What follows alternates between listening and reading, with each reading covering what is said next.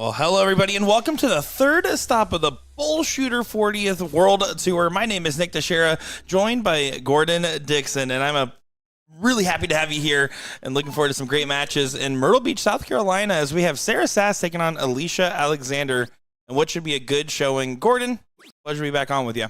Yeah, pumped to be here.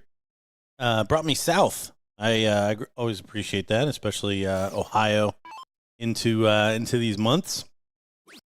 But yeah, looking at the ocean, smell the ocean, and watch some darts. There's worse times. There is worse times, but we're gonna have a good one here. As let's talk a little bit about this matchup. As first off, women's singles we saw in Seattle is back, but now with two levels being featured, we are going to be highlighting level 1 women's and level 1 in the open today, and we're starting off with Sarah Sass, number 2 in average, and Alicia Alexander, number 3 in average here for the ladies. Yeah, good one on paper right off the rip. Don't forget 20 G's a stop as well. Here bumping up the payouts with a couple of different levels being brought to the table now. We still have 4 for the open. Yes, that is correct. So before and now the mixed doubles and mixed triples will also feature 2 levels apiece, which is nice to see. A very welcomed addition, I would have to say, because now you get opportunities, no matter where you are and who you are, to play in a competitive bracket and environment of people in your own skill set. It's really exciting to see.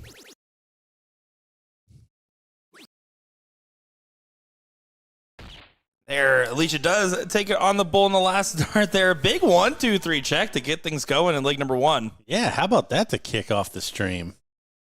Gotta love it.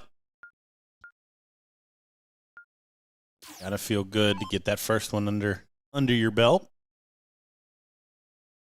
And I'm always excited to be back out here. Last year I had a lot of fun in Myrtle Beach.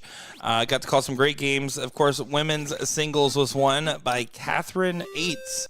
The final against Dawn Lewis. Dawn Lewis is out here, not playing today. She is supervising the drinking competition, from my understanding.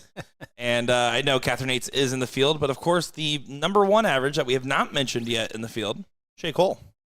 Yeah, good to see her out playing again. I know she's kind of stepped away from traveling a little bit, not from not playing. She's still featured in some of the remote tournaments, but yeah, exciting to see how she's doing. Certainly looks like she's up to her old ways with the average she's posted. Yeah, of course, that is usually what you expect out of Shay. Shay, by definition, should be one of the highest acclaimed females as far as resume and, of course, high gear that we've seen time and time again. So the expectations also follow that. You're expected to perform when you have that level of accolades. Speaking of accolades actually kept one of our Star Open players from attending this year. Yeah, Alex Spellman, who had to make some rearrangements in terms of tournament attendance. He's playing in the Grand Slam. Yeah, no, it's so cool to be able to have players that we feature and then all of a sudden like, oh, sorry, we can't have you on our broadcast and out here at our stop because you're too busy being on international television. Yeah, he's definitely got his hands full in the bracket he was drawn into over there. So wish him the best. Look forward to seeing how he fares. And if you ever think about pulling out of a BullShooter stop again, we will call the PDC every single time and tell them to put you in groups like that. That's the kind of draw you're going to get. That's funny. Sarah here looking strong with a 4-2-5, by the way, and a 2-house advantage. Looking to go ahead and grab the 18s and 15s. Sarah notably does not like the top of the board. And it's not even a question of liking as much of I believe she has a shoulder injury that was a couple weeks ago keeping her at the bottom of the board. But her average has been reflecting pretty well, and I have high expectations for her coming into this. I called her a dark horse at one point, and then I looked and saw she was second highest average, and I said, well, that can't be true. She's going to look to tie it up here. Could get it done here. Not going to happen, but just wants to take away those 15s. All Alicia can do is go ahead and load up as many as she can grab But with the 3-house advantage, you feel like job's done, though, in securing the leg, barring a impressive comeback.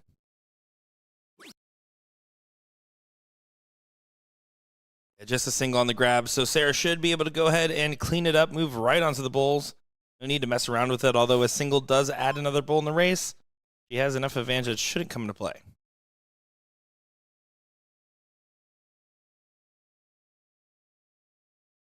Oh, no bull. But again, 3 houses really really leaves a lot to be desired here.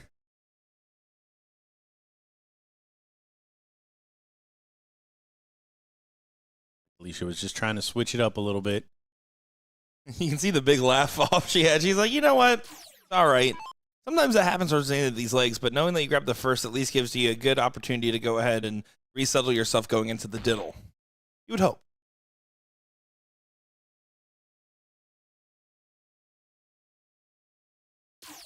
Yeah, this one just kind of sputtering here at the end. Both ladies well below their average. But it does look like Sarah is 1 dart away now. I'm tying it up to 1 apiece. One more of those will suffice, Sarah. No, not going to grab it yet. Just a little finish line itis in this leg, it seems. Nothing to write a strong or soft note about. Folks, we are excited. We have a lot of great matches coming your way. It's going to be a lot of fun with a lot of different names and similar names we've seen before. Coming up on our open side bracket here, Dan Naylor taking on Jason Kitts in the top 8 on the winners side. I'm looking forward to seeing how that one will play out. Over 186 people in this room playing right now. Love to see all the different divisions and fun being had on the dartboard as Sarah does go ahead and clean this up for a 1-1 game. Yeah, Dan Naylor, former 501 national champion on the steel side. So always excited to see some crossover. I think this is usually on his attendance. He was here last year. I did get a chance to play against him in the mixed triples when I was still a contractor and could do those shenanigans. I just leave that to you and Will nowadays. But, yeah, no, it was cool to play against him. And, I think he just lives in the area. He actually qualified for the Invitational through this event, but was not able to make it. I don't know if he's hitting the road too much nowadays. Yeah, I think he's north into North Carolina, Raleigh-Durham area. But easy one to come down for sure. Alicia does get the start, and it's going to be open in, double out. Fat bull here. See how this one will play out. She does find a bull in the last, but it's all about getting 2 around. That's going to be the expectation of finding some good results here. Yeah, both ladies struggling a little bit on the back end of that cricket leg. Looks like Sarah might have figured it out here. She does find 2 to get started. It's going to need to outscore Alicia or come up big for the finish here. Tough to win going second. No 1 legs.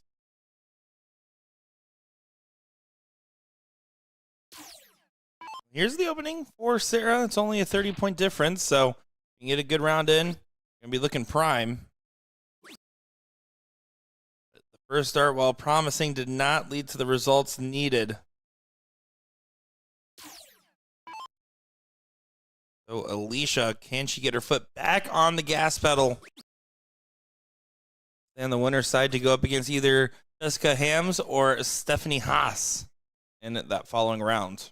That was a really good recovery because that second dart did not give any confidence or marker dart feels. She readjusted and found the bull.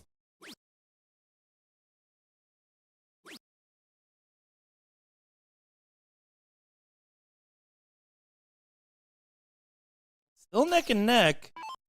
The early low tons still holding enough of an advantage to keep Sarah in position and striking range, which will not leave a finish either. So now this is an opportunity for Sass. Yeah, only 34 there. Could be the difference in this match. Good first. Fill it up. Not quite. Oh, and the worst fallout. But in with a shout, because she does have a finish.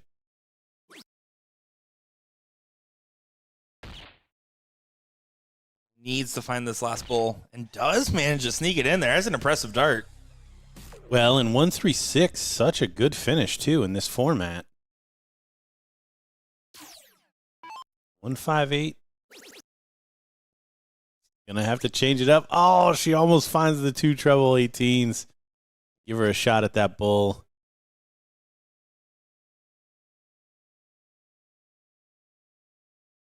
Coming down the stretch. Some big darts here between the two of them.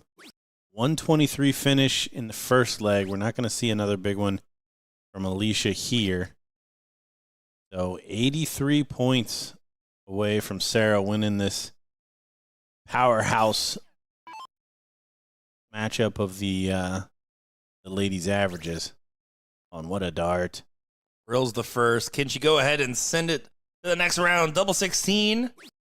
Not quite, but not a bad miss. Just got to reset. But top of the board, not her favorite spot.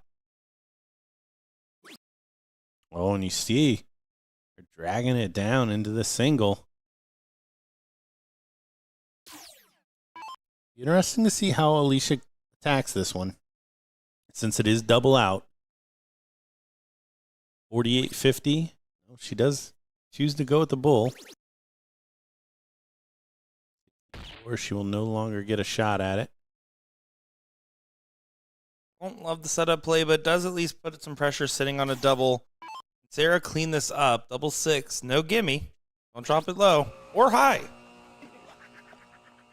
Ruh-roh. Yeah, you see she hits it with the second dart. Oh, don't do that to yourself, kids. 2 sevens. She threw the wrong out, I think. Yeah, she had a buy in the first round, so I'm curious if she didn't know that it was double out. Yeah, look, Sarah's telling her right now. Yeah, she did not know. Huh. Wouldn't have changed the outcome, I guess. But Wow, yeah, I mean, yeah, if she'd hit the big fat one. Double 6, Punished. buries it. Punished. Yeah, Sarah, I mean, she definitely coming down the stretch was the better player in that one. As we flip over here to the open bracket. Couldn't have said it better myself. Dan Naylor taking on Jason Kitts, but Jason trying to go ahead and get a 2-0 lead in this race to 3 that we're looking at here. Against that combo format, 0-1 cricket, 0-1, 0-1, I think, in that last leg. You'd think I would know by now.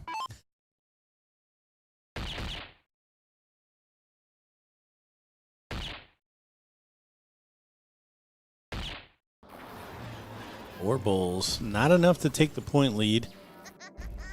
Can't imagine that that's enough to really pressure Jason. But he's not going to want to mess around with these bullseyes because they will add up quickly. There it is. He polishes it off. No dramas, no dramas. None at all. And Naylor not nailing it so far.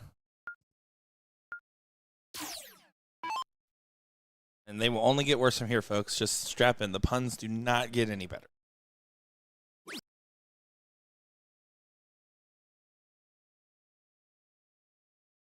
You mentioned that he's a previous 501 national champion. Can you give a little context of what that kind of means for some of our soft tip friends that might not be as familiar?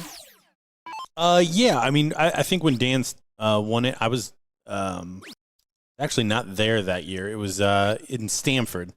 Stamford, Connecticut is where the old 501 national championship used to be held. USA Dart Classic was the name of the tournament. Basically, you would qualify through regionals to be a part of that tournament at all, and you see the wry smile from Dan. He's just not able to get anything going here just yet. And yeah, after you would play that, you would also play the East-West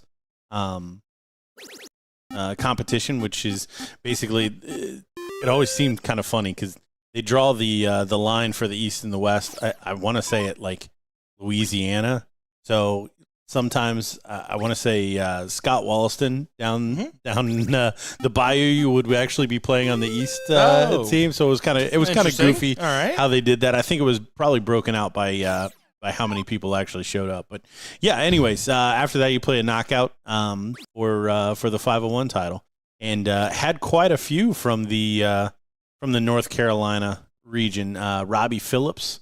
Also a 501 national champion. I believe Brian Blake won it as well one year. So yeah, a lot of talented North Carolinians throwing the 501. The official name, I'd have to say. I usually just kind of make up my own because I lived in Tennessee for a little while, and I tried to convince everyone that we should have been Tenetians. Oh.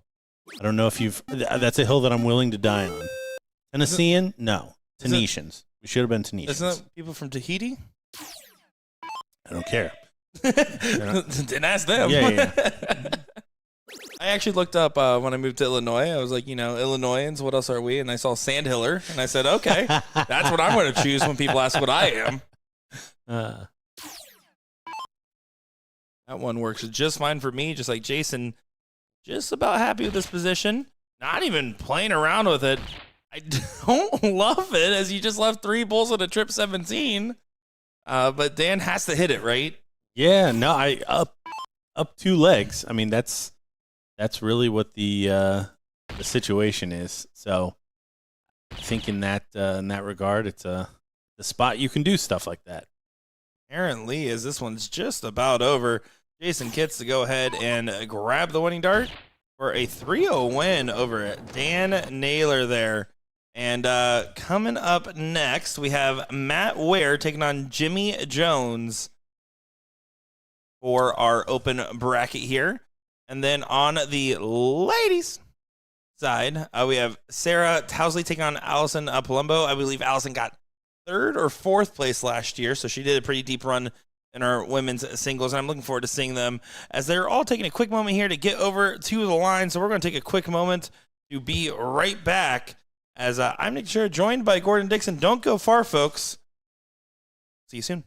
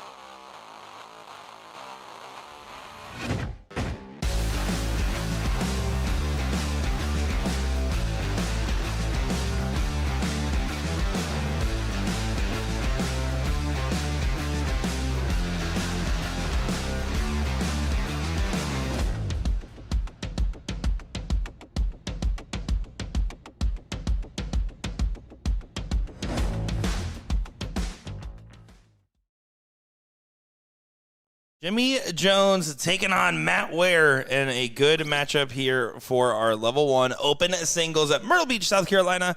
My name is Nick Teixeira, joined by Gordon Dixon, and it's a pleasure to have another great match in front of us here, isn't it, Gordon? Looking forward to seeing how both these guys are playing. Jimmy Jones, an amateur last year, stepping up in level 1 this year, coming in with one of the highest averages. I think he's coming at the highest average now. We're going to take a quick peek. Yeah, coming in at 4.8 with Grant Beavers second at 4.6. And Dan Naylor, who just took a 3-0 loss, at a 4.4. In fairness to Jason Kitts right below him. I'll allow it.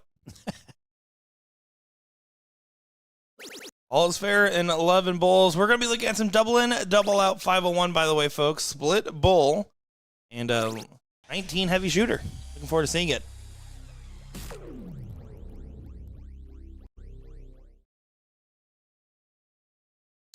We appreciate each and every one of you guys tuning in from all across the globe and North America alike. Jessica, Eric, Kaja Prisbole, Charlotte, and so many others. And Kaja, yes, you did miss Sarah Sass, but she's still on the winner's side. So you might see her again. She keeps playing like she was. You will definitely see her again. So nothing too big between these two thus far. Matt choosing to play down on the 19s. Yeah, it doesn't get to a finish. So this is an opening here for the general. Looking for 120 to leave 170 at the minimum line.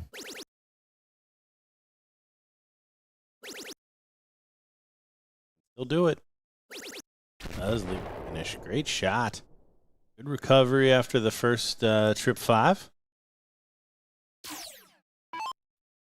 How much pressure is that going to be under? That's always the question in these darts matches. Transfer of pressure. Good transfer coming in, it seems. Traps a bull. Sides for treble 17. Let's get to 84. 155, no gimme, but it is an opportunity going against the darts. Good start to it. 19s. Oh, just below on the wire. Considered by many one of the tougher outs. Switching from that to 19 to then double 19. 84, pretty straightforward here. Usually trip 20 into double 12. He likes the bottom of the board and may choose the 16s.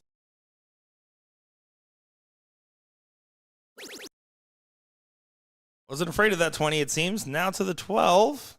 He called and pins it in 2. Good shot there from Matt Ware to get leg at number 1 in this race to 3 format. That will make you feel good. Big matchup here. Are we into the top 4 on the winner's side? Top 8? This is still a top 8 right here. Winner of this will play Rich Sturbins the King the next round. Jason Kitts waiting on the winner of Patrick Gibson Gibby taking on CJ Monaco. Good name. I like that. CJ Monaco sounds powerful. It flows, doesn't it? Yeah, it really does. Just the 4 for Jimmy on the open feels like a little bit of a gift. You appreciate our top-level players rocking the dad shorts today. I haven't seen any like real good hoochie daddy shorts. They all seem to be. Well, that's why this event's Right in in November. line. If we put it a little bit earlier, we're getting bathing suits. We know better. We know where we're at. There is a little planning to these things. Not much, if you ask most, but we try our best.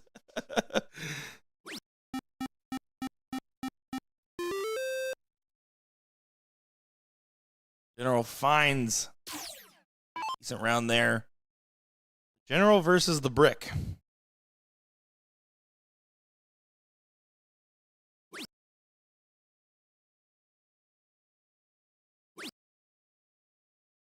Oh, the brick with his beloved 19s. I really like that shot. I really like that shot. Up a leg. You're going to be playing from behind this entire leg anyways with the good start. Oh, and look at that. It's opened the door. You see Jimmy's reaction, wide-eyed after a beautiful first. It just had to hit 2 singles and it would have been fine. Yeah, now 419s gives you a shot to have the point lead and shut down that 18. On our other board, Allison and Sarah playing. Allison just hit a 12-dart leg to start things off over there. Ooh, and he decides not to take a shot to close out. Moves on to the 17. Will that come back to bite you? Not looking like a good decision so far. Jimmy tried to walk the dog instead of going back up to those 18s, now leaving Brick with another opportunity. Well, he again has the higher ground, and Brick going to have to find trebles. Keep that pressure on.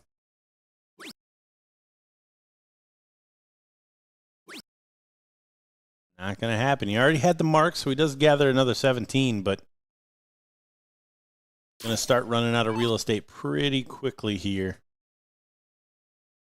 The general stays on the march. Oh. See what I did there? Oh, that was awesome. This is how we're starting our weekend. We're in for a great one, folks. Incredible. In just a bare minimum round, though, for Mr. Jones. Rick has not been able to hit the combination turns. He's hitting the right ingredients, but just hasn't fully collected. This is one of those moments, though. He's moving over to stay on the 16s, you would think. No, he moves all the way over to shoot the 15s. No, I can't believe he continues to let him live on that 18 after taking the lead.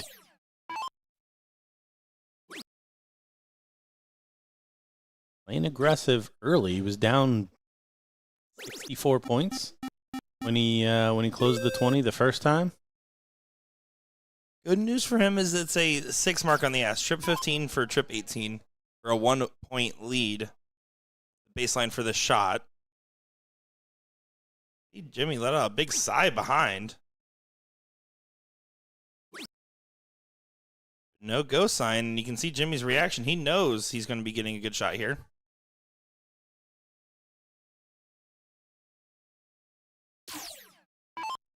Now Jimmy chooses to play this. Yeah, wisely. 6 of them. Yeah, 6 before he takes a shot. Primed up, feeling comfy. Guts are on down.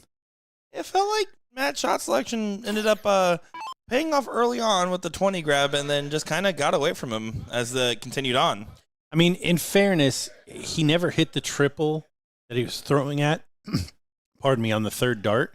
So, I mean, chances are he doesn't find the 18 when he does that either. But yeah, I think that's where you got to take those chances in these kind of legs. He does snag the 18 for an outside chance. Bulls don't go away. He'll need 4. Great close out there from Jimmy. Higher up, 1 apiece. A couple great comments coming in here across all of our different platforms. We're streaming on 5 different platforms on USA Darts, Facebook, and YouTube, BullShooter, Facebook, and YouTube, and BullShooter's Twitch.tv as well. Mine's not touchscreen. It is not. It is not. Well, I mean, you can't touch it. Now it just has fingerprints on it. Thanks. It's only brand new. Joseph Burt saying, "What's up, Mr. Gordon?" Oh, I missed that one. Joey Burt, how are you, sir? And then Tyler $sign saying, "Sriracha, hey, what's going on?" Randy Cable saying, "Is Alex Spellman in this? If so, it might be his only time he doesn't have travel problems." Well, right now, everyone's having some travel problems. As I even saw a couple players, some of their flights got delayed where they were like, "Yep, I'm coming at 7:30, so I can't play singles now." Terrible to see. Even your flight got a slight delay, but we still got your sultry tones, didn't we? Yeah.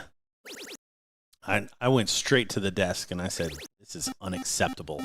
Did you go full Karen? No. I can see it. No. They I mean, I've seen so many crash out videos at airports. I'm like, nope. Everybody's got something to record me. I'm going to sit right here and I'll get on the plane when they tell me I can. I know that you didn't go full Karen because you paid $1 for plastic silverware today after a restaurant told you that. So, oh, incredible. Interesting position here, Jimmy. Going to try to take control in the B position.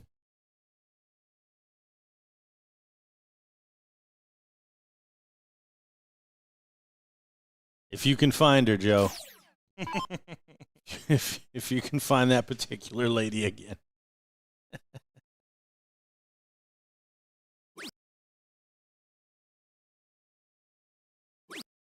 No Bubba, no Julian Fernando down here.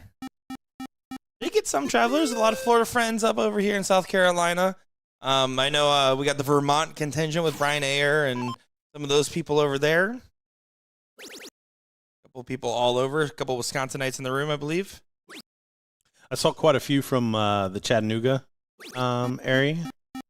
Which is where we're going to have a BullShooter stop this year. I think it's safe to say that we're going to have one in Chattanooga, Tennessee on Valentine's weekend. So looking forward to trying to book one of my co-commentators because all you guys are married. So that's going to be fun for me.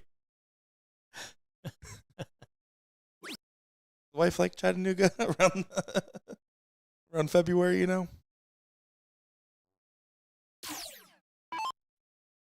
I'm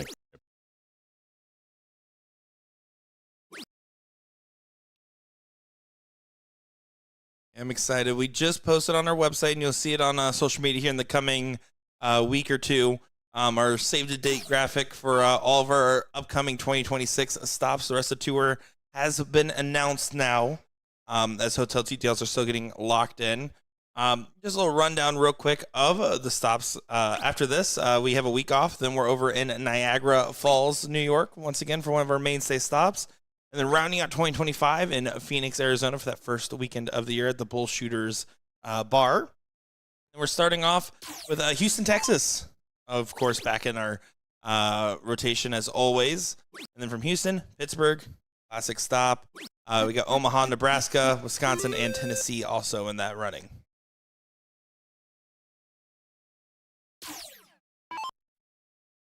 I don't know why I'm always busy that Pittsburgh weekend. Yeah. Just never seems to work out. No, don't know what happens there. No idea. Not a clue.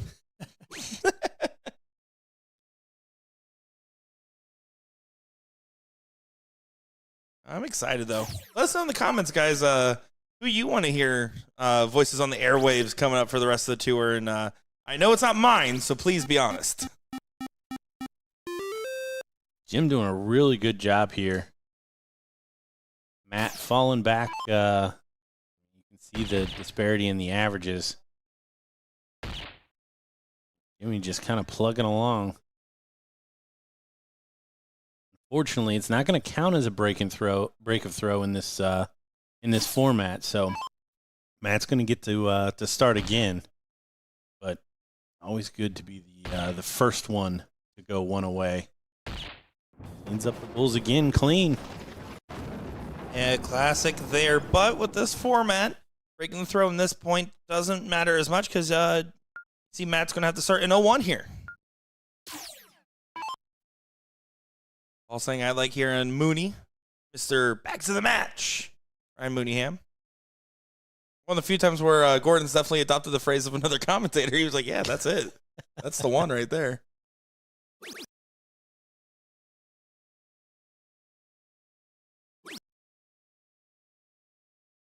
He's not happy with it. He knows he needs to get in and a big treble. See if Jimmy can put the pressure on after less than ideal start. And he's going to do the same thing. You saw his reaction. Yeah, you got to take advantage of those moments when you're trying to break the throw. He would love to get this 3-1, especially with Matt Ware hitting the dead center bowl on the diddle. That's the kind of skill you need to have when it comes to these last leg deciders. Back into that treble 19.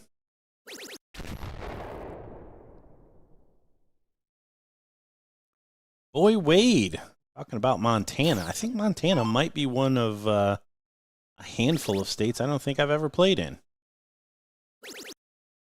I don't know if I've ever even been there. A 180 from Jim. Brings it right back into focus here. Trying to take this one 3-1.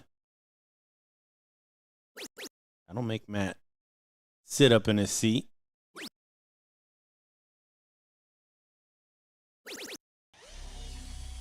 Doesn't get to a finish, gets right in line, so Jimmy should be able to collect as long as he finds a treble and 2 true singles.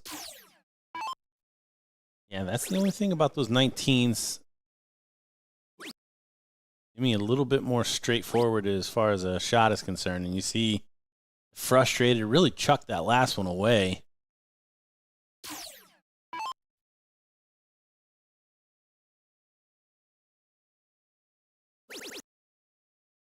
Yeah, Briggs doing a good job of recovering in this moment.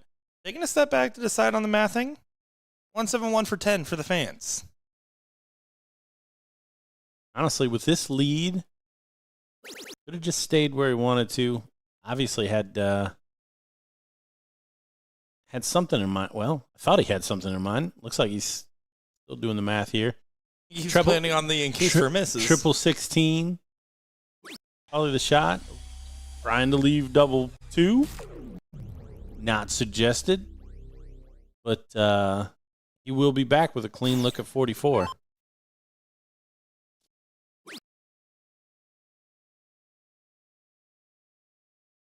Taking a quick moment to reevaluate. Decides to switch back up.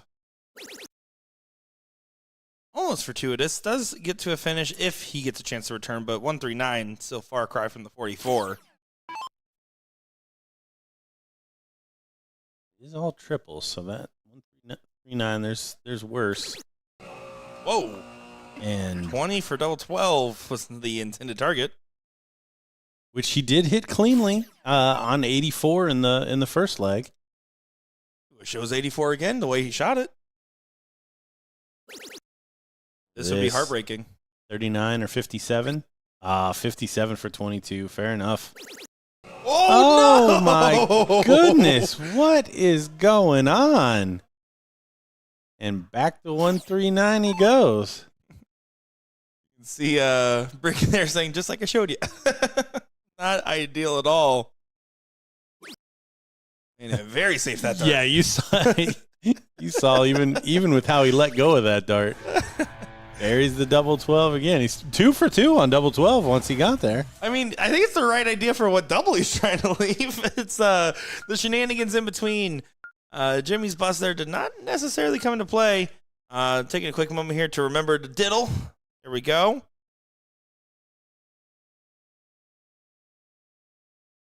Jimmy's showing first here.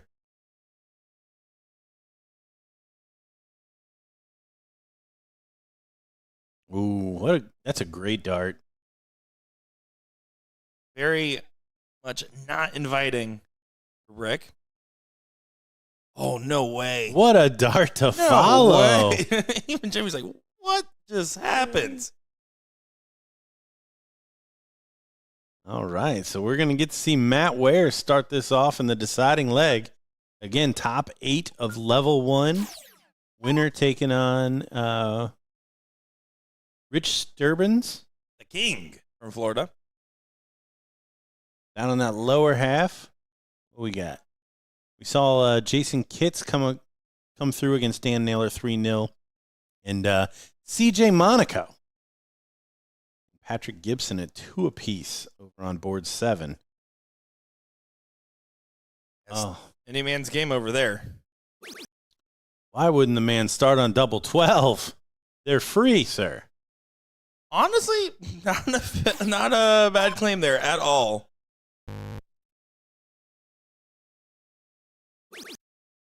Does get it on the second dart, gains a little bit of ground.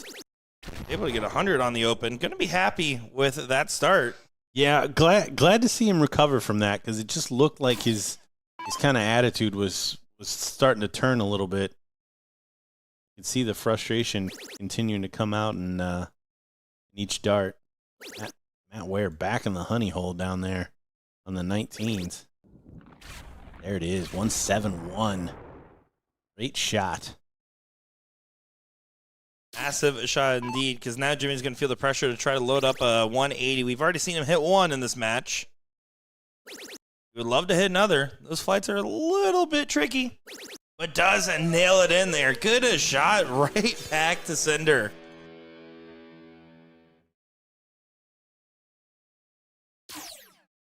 Yeah, we talked about it early. Transfer of pressure. Matt Ware puts it on Jimmy Jones, and Jimmy Jones puts it back on Matt Ware. Look at this. Look at this. Oh, just outside on the third. Yeah, gnarly deflection and a well-thrown dart, honestly. Yeah, luckily, I mean, the 19s didn't really change anything for him. Even a single 20 wouldn't have done any different there. Jimmy's going to put 2 on the top wire. He needs to stay straight. He does. So he is first to a finish, but it's a biggin.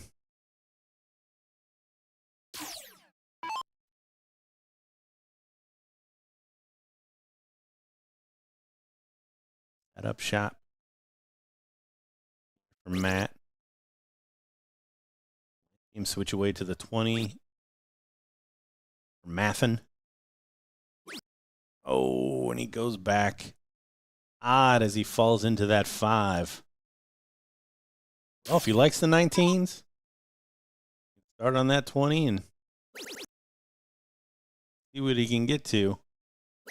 Oh, look at this. Look at the big one. 161 double bull. Oh, you saw the wrist. He flicked that one. Not exactly how he envisioned that last dart going. Yeah. Yeah, that was, oh man. What a great attempt though. So here we are, Matt Ware, 115. Oh, 123 on the lady side. Does start on the 19s. I love it. 18 for tops. Not a double 12. Will the double 20 work for him here? And he go 3 for 3 on doubles. Good way to do it.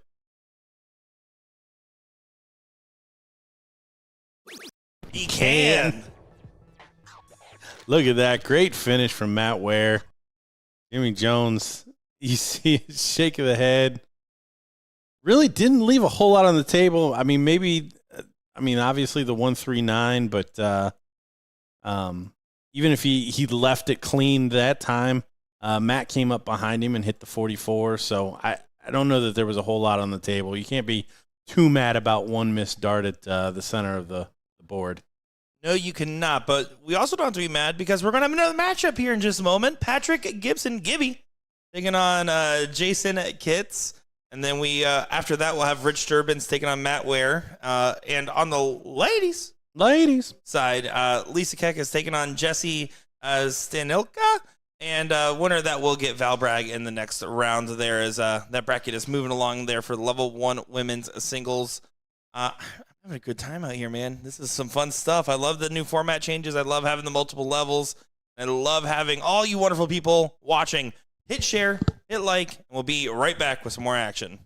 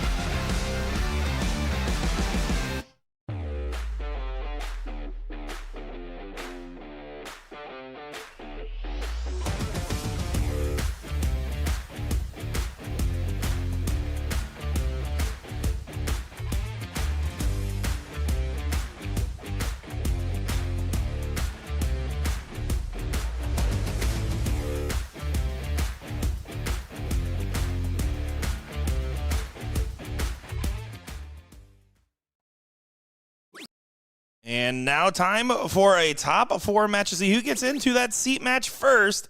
Will it be Patrick Gibson or Jason Kitts here in Myrtle Beach, South Carolina? My name is Nick Teixeira, joined by Gordon Dixon for another great one. How you doing, Gordon? As long as I'm not muted. I'm watching darts. I'm smelling the ocean. I have a private bathroom. You do. I have a private bathroom. Are you kidding me? We're one bet away. I got fried plantains. I don't know what else I could be looking for here. Greens and iceberg romaine lettuce, but no dressing. Paid $1 for the utensils, the plastic utensils. I don't know that my night could be going any better. Oh, there's still time.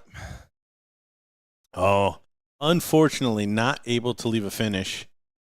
But Jason Kitts, we saw him last up take out Dan Naylor's got Shanghai on the 20s. Look at him walking it up there. Oh, doesn't close it out, but we'll be back. The devil on my shoulder was screaming, "Oh no, don't accidentally bust on the triple 20. It would have been the 3rd time today."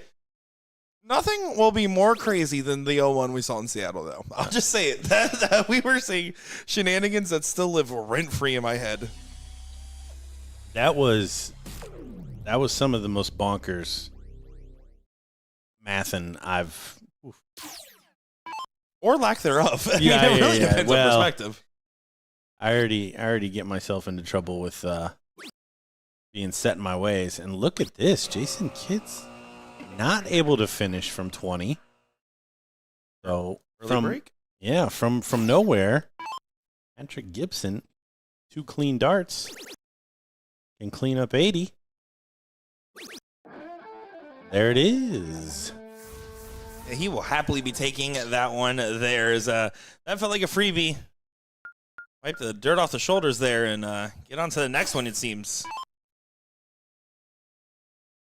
Yeah, certainly an opportunity I'm sure he didn't expect to get. Good news for Jason is it's his loser start, so not the break of throw pain that you would normally get. All about that 2-0 lead, right? It's all about getting that free start in 0-1 for Game 4. What you can't do is let that kind of needle in the back of your mind get started here in the cricket leg.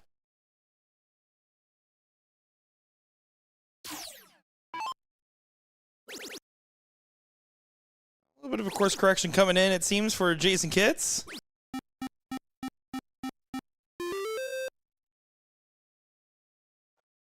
Bit low on that 3rd one.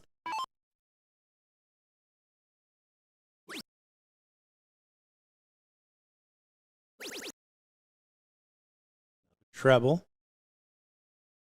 Flies high, so looks like Jason's going to recover after the 3-mark open. Finds it immediately. We'll want to stick in at least another 20, if not 3. There's the treble. So Patrick's really rolling for free here. Probably should have been down a leg. Appreciate it. Just chit-chatting with the friends back there, and is approaching with all smiles. Might not stay smiling after this turn. Now this is really a free walk for Kitts. Yeah, these level 1 cricket legs can get away from you so fast. Oh, but it looks like sometimes when you're not pressured, that's what can happen. Kind of take your foot off the gas. Oh, I'll just close the 18s and get another couple 20s, or close the 18s and down to the 17s. And you forget to do the first part. And that's sometimes the way the cookie crumbles. You got to stay that focused the whole time. It's those players that self-regulate that do it best. Oh, I was going to say I'd love a trip 20 right here. But same kind of thought there. I'm moving on to the 17s because you're probably never going to shoot that 18 again. Ooh, not going to shoot the 17 either, though, at this rate. Comes a trip 20. Yeah. Darting by numbers. Good shot there from the Kit Man, a.k.a. Shaggy.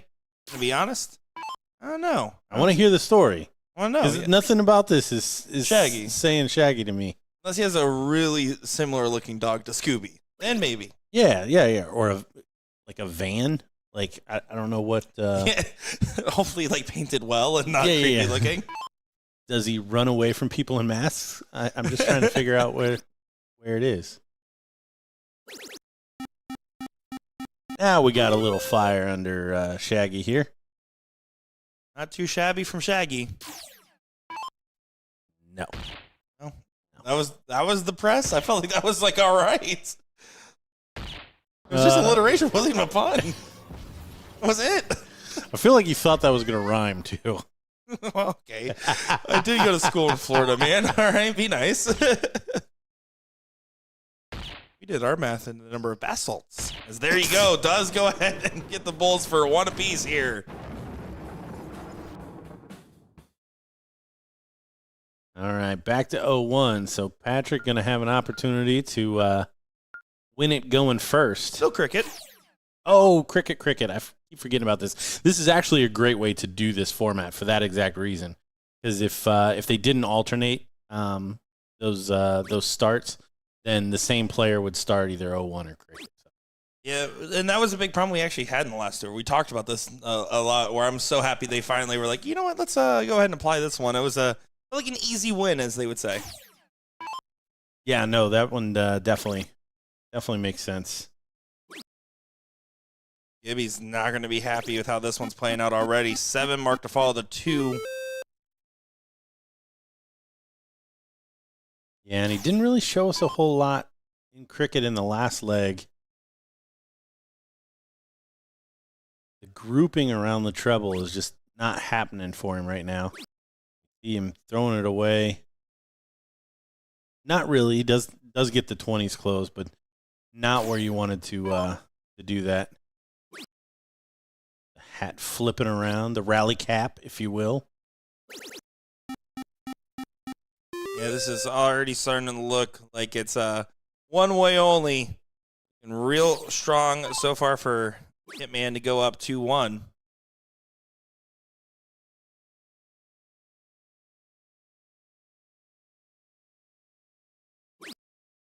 The demeanor of Patrick just continues to kind of spiral.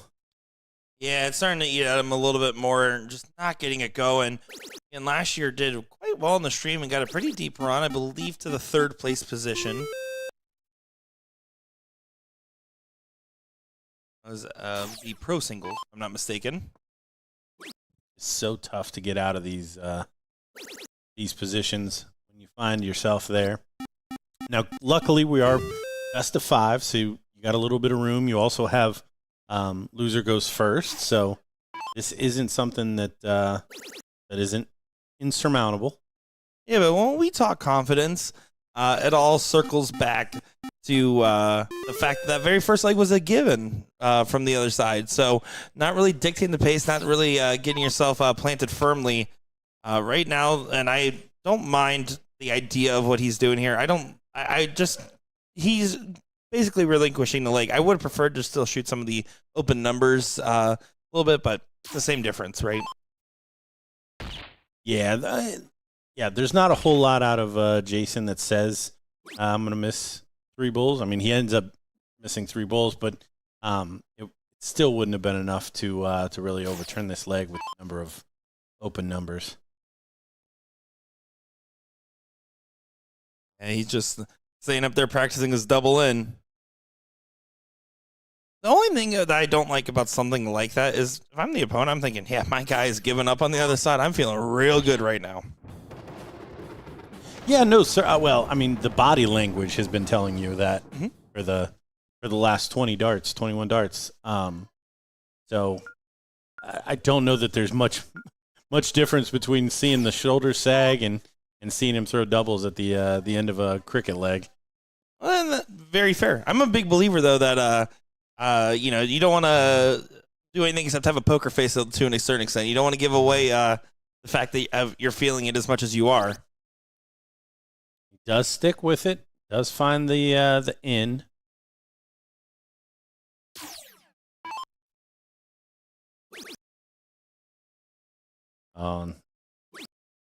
Things are coming up aces here for Jason as he misses the intended target. Doesn't find a treble, though, so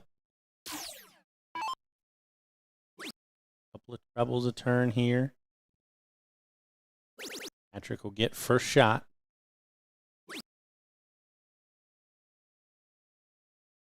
In the body language telling all, he is showing max frustration. Not a bad start today. A 3-1 win over Mike Self, and then a 3-0 win over Kevin Hettenhauser.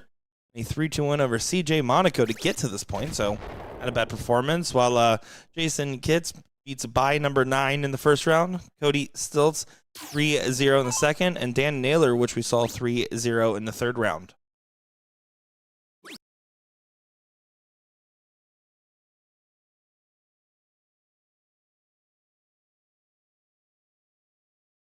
Frustration continuing to mount here.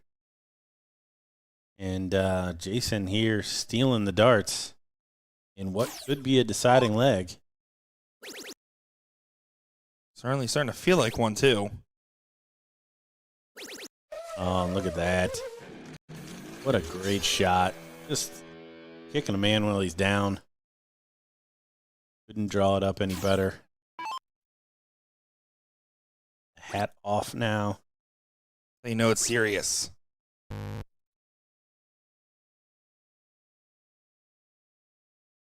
Hate to see that from Patrick. Jason now, free shots here coming in. 16 for tops.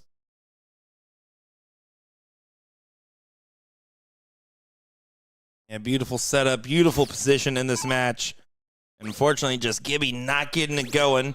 He will still be in the tournament, as this was a winner's side matchup, and he did pretty decent on the winner's side getting to this point, so we'll have opportunities to come back, but he's going to have to spend some time in the workshop there sharpening the saws and adjusting the tools.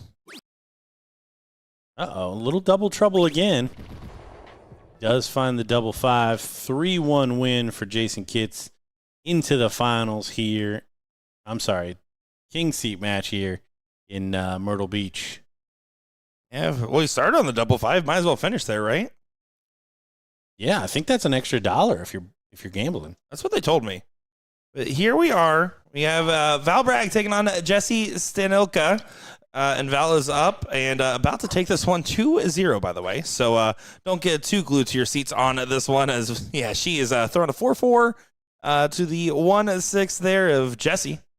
We will be getting Rich Sturbins and Matt Ware up on the stream next here to get our other top 4 matchup on the level 1 side. And then on the ladies' side, we'll be getting Sarah Sass and Allison Palumbo and that top 4 matchup on the ladies' side over there. Yeah, still a couple of big hitters we haven't got to look at. Rich, that'll be our first look at him in that the king seat match. So we will await those guys making it to the board as we see Valerie close that one out. Exactly. That one is said and done, and try to get you a little feature of that one, but instead we'll just take a quick moment here to see what's coming up next here on our top 4 side. Don't go far, folks.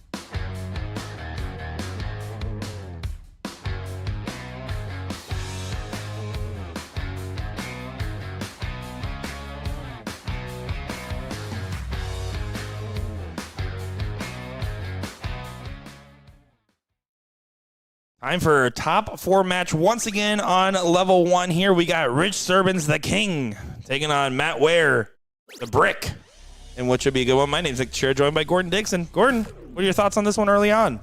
Well, first look at Rich. So excited to see where he's at. Obviously, good run already to get to the king seat.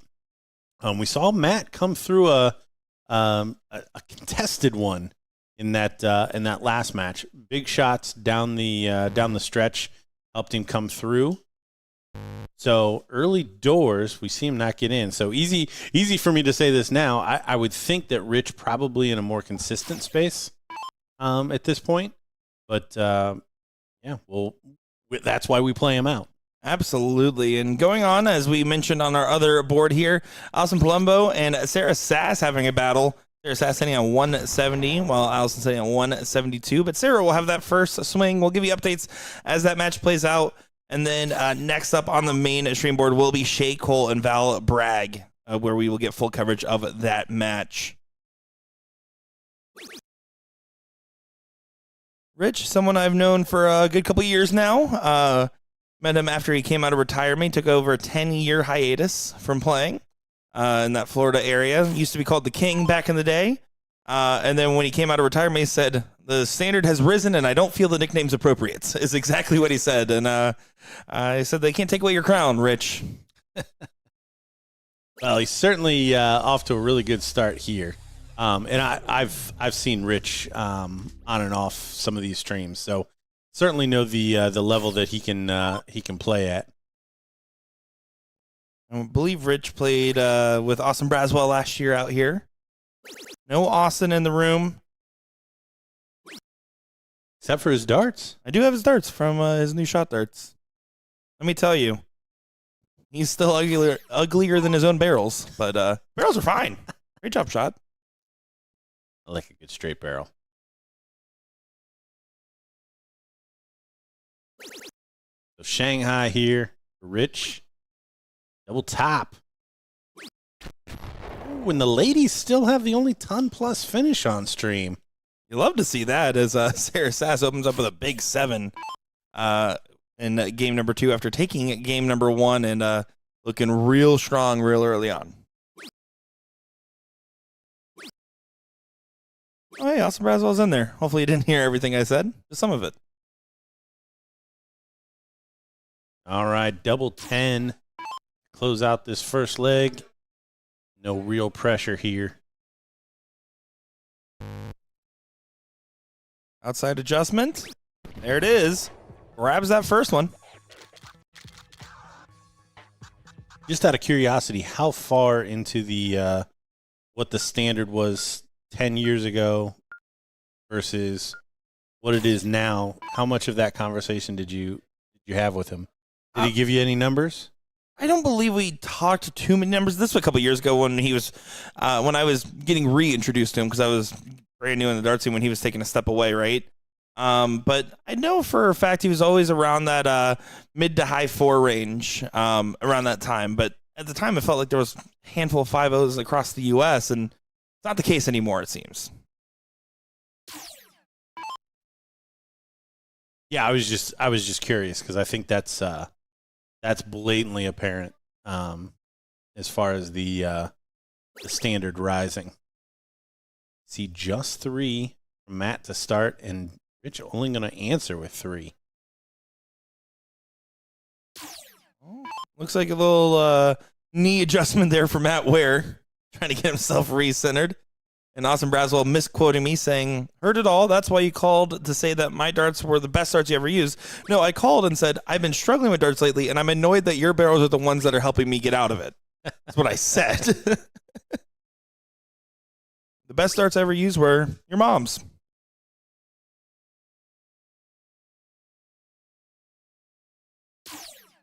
That's where we're going to leave it. I just want to see how long we'd be quiet after that one. No, I'll let that one breathe all day long. So after a really steady first leg, Rich having a little grouping problem, but not with the last 2. So pressure back on Brick. Come up with some 20s. going to get a shot at that 19. Thank you, Stacy. Appreciate it. Goes ahead and grabs that 19. I don't love it, just only because of trip 20 there. At least adds a dart to Rich's throw. I would do anything to defend my 20. Rich now, if he closes the 20, grabs 18. It's just a 6-mark ask for a big lead change. Yeah, big deciding factor for me there is you're down a leg. So not only do you need to defend that 20, but you need to get a leg on the board, because going down 2-0 in this format is brutal. But he does have an opening here, 420s. Gives him a decision.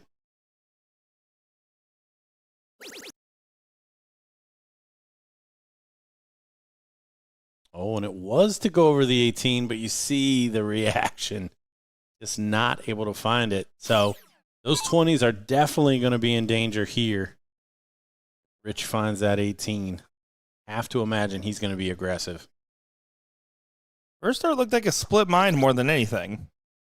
Does find it on the second and does hit it on the third over to the 20. Good swing there from Sturbins. Yeah, had to know that was coming if the treble 18 went in at all in those first 2 darts. There, Sass wasting no time in that 2-0 victory against Allison Palumbo. Again, Allison getting, I believe, 3rd place last year in women's singles. Sitting in 5th, 6th now, so still on a good chance to try to not only replicate, but potentially best her run on that loser's side of the bracket. And that next full match we'll get on stream will be Shay Cole and Val Bragg. Then we'll come back for a level 1 seat, and then the level 1 women's seat after that. That's going to be the tail of the tape here as Sturbins continue to try to hold on to control. Love it.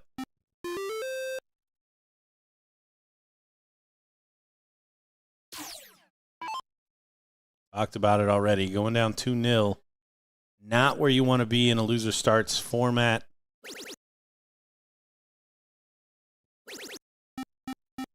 Nice recovery. Nice 7 mark. Gives Rich a little something to think about. Haven't seen him go sideways too much in this leg. 1 or 2 mark will open it up. Trying to walk it on down. That's the risk, though, is now you left a 9-mark opportunity. You have to hit that last start for it to be smart.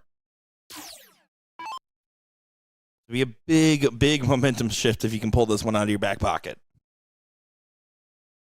Yeah, big ask. He hasn't really shown that he's up for this just yet. Looks like it's going to work out for Rich. And Matt throws it away. Another triple 15 would have at least extended the marks needed. But as it stands, 4 bulls and a 15 if he wants to go for the finish. Grabs a treble 18 straight away. And you can see this silly shot selection. He chose the trip 15 on the last time he shot the 15 instead of the first time. Ridiculous, Rich. Silly Billy Gumdrops. Gordon, I always forget how much I miss you till I sit next to you. And then by the end of the weekend, I remember why I don't miss you. Oh, the number of times I've heard that.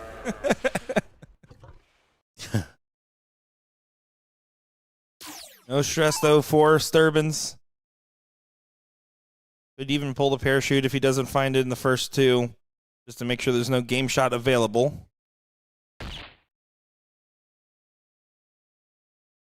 Be careful. Again, as you said, not really threatening it from Matt. Yeah, no, I mean, I don't know if you want to really play with fire. You don't want to throw a good leg and get beaten by 1 good turn, but probably safe here. Gonna get a swing. Oh, here we go, trip 16. Oh, he walked off reset. Oh, and he's in the corner. So playing with fire. Almost gets burned there. Ring of Fire is what Rich Sturbins is listening to on his headphones right now.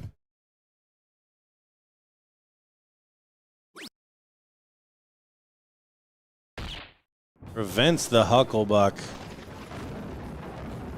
Fat 16 and the P-hole bull. Yep, that's what it's called.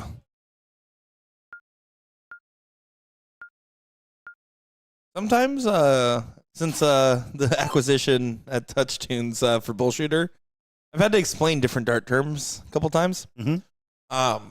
And, I've had to explain, like, oh, 3 in a bed is not as bad as it sounds, a fat number, you diddle against your opponent, I had to explain a few things. The other day, I went to go edit a video, and I was like, oh, what if I took the dartboard sounds and, like, I asked for the original sounds for the dartboard to add to my video? Let me tell you, there was some unreleased dartboard noises for 3 in a bed that I'm glad never made the light of day, as if it was already bad enough to say it, worse to hear it. Oh, that is awesome. I'll show you some of them later if you want. I absolutely want to hear those. And multiple Patrick Mulligan guitar riffs, by the way, in there too. I definitely want to hear those for sure as well. When I found out that was him behind the little rabbit, I was ecstatic. I was like, that is so awesome.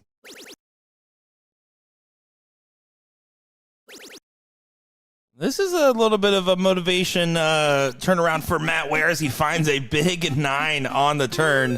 I think that free shot at the end of that last leg may have given him just a little bit of inspiration. Yeah, so close to pulling that one back 1 apiece. This might be the kick in the pants he needs. Rich not going to lay down here. And honestly, this is kind of the easy one for Matt. It's winning going second in that next 0-1. Even if he can pull this one off, that'll really be the test. This is looking mint so far. I mean, is it appropriate enough? Like, can you put together like a blooper reel? Oh, I mean, like, it's not the worst thing I've ever heard, but I just can imagine every time it happened on the dartboard hearing it. I'm just saying. Look at Bitch. Oh, he doesn't want to go. He doesn't want to play 0-1. The man hates it. Hey, if we get 100 new subscribers on YouTube, I'll reenact the noise on the live stream tomorrow. Oh, my God.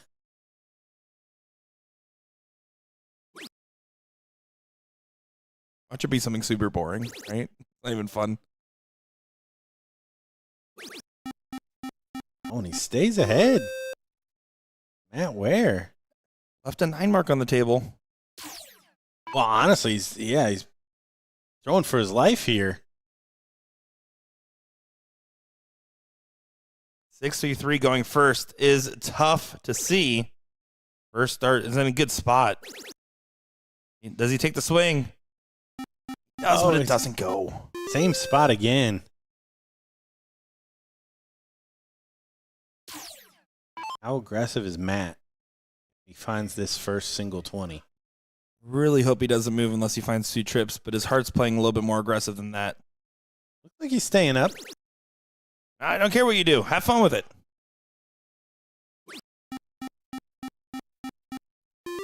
Yeah, great shot there. Finally settled into the position in the leg. Everything else felt like trying to just keep his head above water. But both these players are on it now. Yeah, this is an excellent standard in this leg. Sturbin's going second with a 6-4. That's what you need to be doing if you're trying to break the throw. Doesn't help that Brick's throwing a 6 with the throw. This is neck and neck. Brick looking for a 1-2-3. Single for single for single. Starts a 16. No. You can't start there, in my opinion. No, you can't start there. You see a shake of the head. Looks like he's moving against the grain. He is, because he's shooting the 16, folks. He said, I want those out of here. The man says, if I'm not going to throw hero darts and win this, I don't want to win it. You know what? I have to respect the tenacity, but you have to respect this response. Is it tenacity or audacity? A little bit of both. Match is taking us on an odyssey. Third dart goes low, so gosh, of all the places he could have been coming back to the board, this is a pretty good one. Knowing him, he's going to go right at those 15s, right? You got to think so. Yeah, he's up. The man is up by 5 points. Not going to add a bull. Left a game shot on the table. Would I need 2 20s at least? Single 20 would just push it to 25. Is that an insurance commercial where the old man's got $1 on the fishing pole string? Like, oh, I almost got you. Yeah, I didn't remember that one. I feel like that's what Brick here continues to do to Rich, just dangling it right in front of him. You better be careful getting a peak athlete like Rich dangling something in front of him. He's going to run right after it. All right, 2 bulls, 2-1 game. Rich gets us started in 0-1.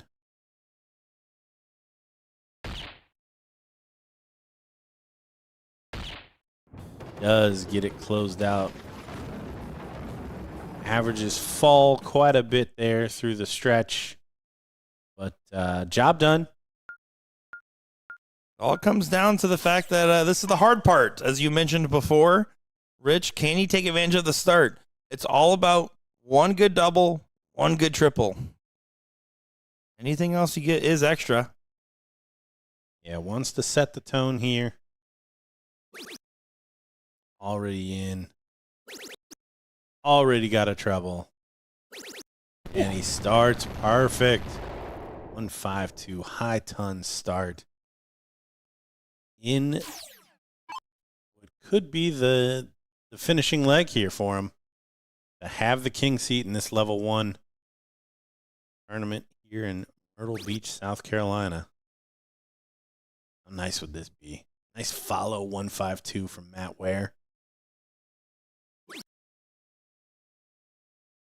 Don't mind the 19 instead of the 20 there. Same difference. Not going to hit a 9-darter with a 16. Wasn't going to change anything. I'd just forgotten that Matt was a 19 shooter. I have the memory of a goldfish. That's fair. I do like Ted Lasso. Oh, but Sturbins, this is class so far. Yeah, really locked in here. All things equal, a really good leg of cricket. Just playing second. Gotta think Matt Ware's got to fill this up. Does chuck 2 into treble 20. You have 6 darts for 308, maybe. And that's if there's a miss there from Rich in his 6 at 209. Yeah, he's going to have to fade a finish, I would think, from Rich.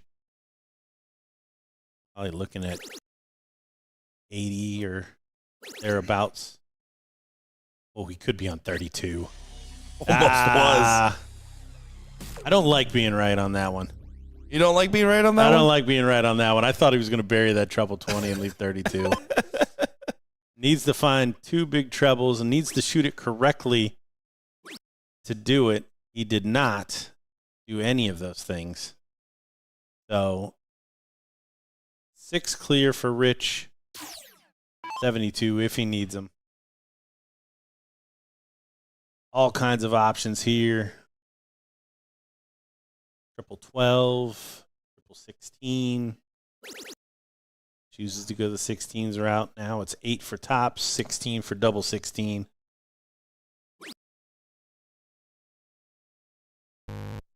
Oh, we tried to go out for the bonus money.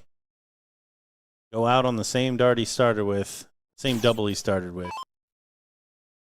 He will be back. Only thing you can do is, again, hope for a little bit of a favor and do a lot of work for yourself right now, but not even going to get to a finish. And this is all set for Rich Durbins.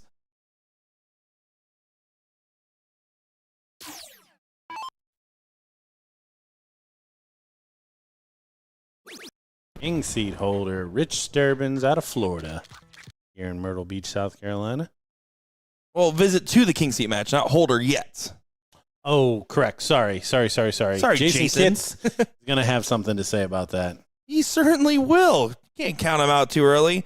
But we also can't discard the fact that we got a good one here. Val Bragg, I see her sitting right over there next to Brian Ayer, and I believe I just saw Shay Cole over at the line as well. So we're about to get another big matchup here to see who will join Sarah Sass in the Queen Seat match.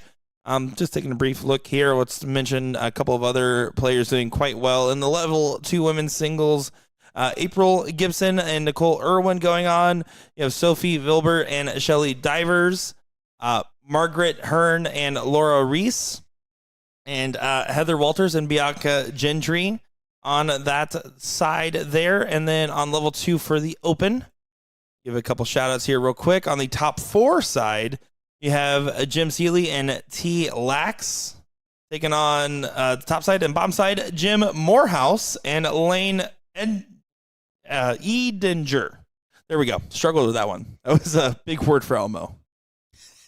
Alrighty, folks. We'll be back in just a quick moment here, as this should not take long at all. We have the ladies join us in just a moment. Ladies.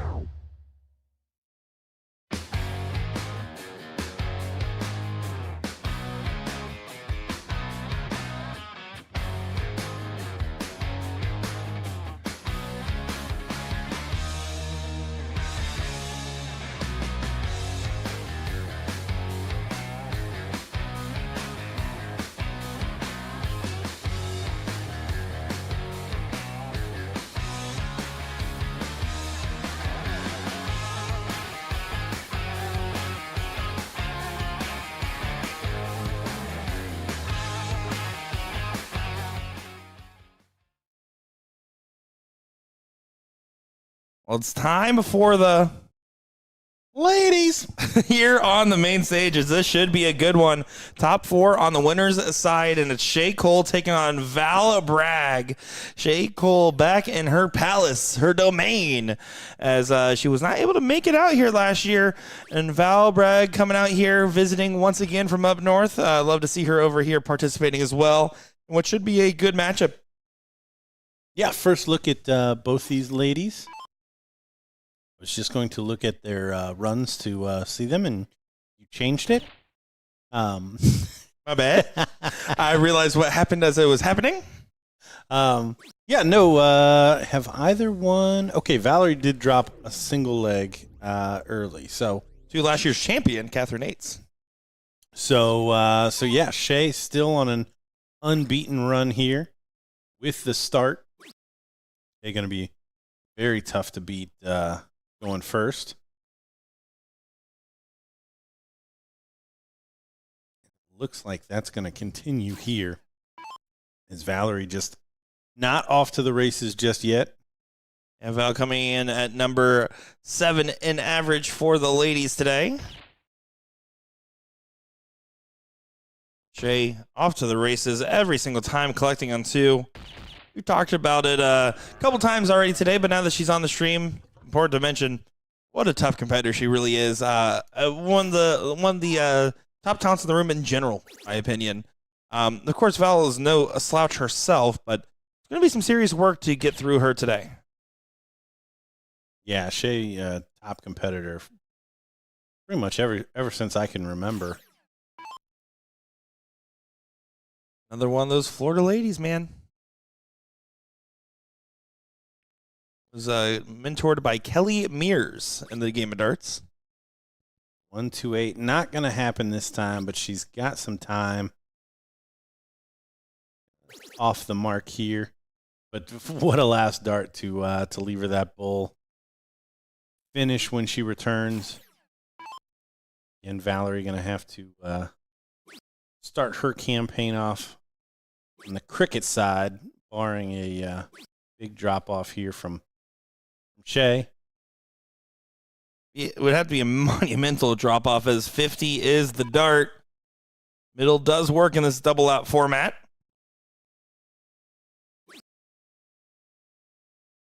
Not as nice of a position. Yeah, it is double out, so she's going to run through the maths here.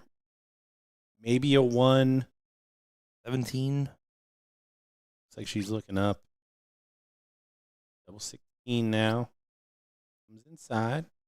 We talked about the fall off. If Valerie can put in 2 big shots, still going to have to fade the double 8, but Shay not looking crisp right now.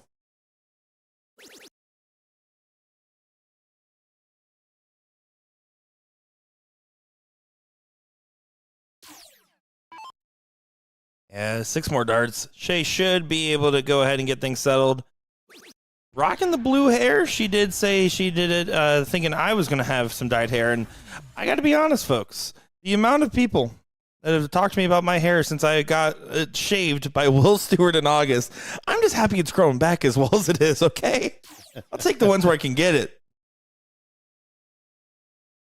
Gordon's turn to dye his hair. Not on your life. Is there like a bet I could get you to make that would be possible? As Val goes ahead and starts out with a big 7. Nice opening shot there. Yeah, no. And like parlay something with you at least? Can I get some odds? Not happening. It has to be like some ridiculous. You have to think that I'm also like a Browns fan, so like I just always feel like no matter what the odds are and what I think, like, oh, I'm never going to lose this. Like, it can all go sideways in a second. If we don't have a better season, I'll walk into Lake Erie. I get it. I get it, brother. Okay, I just think about the timeline of Baker Mayfield stayed. Oof. He wouldn't have played the same. Probably not. He'd still be a Brown. Yeah, that's fair. All right, Shay does have a point lead. Is up a leg. How aggressive she's going to play it. Looks like she's going to use all of that to her advantage. Doesn't quite close Valerie out, but she's going to need another big 7 mark in order to maintain this lead of going first. See a comment in here talking about they love, Don says, love Shay building up her opponent. Great mentality, great sportsmanship. Absolutely agree. Shay may be mean on the dartboard, but she really is a girl's girl at her heart.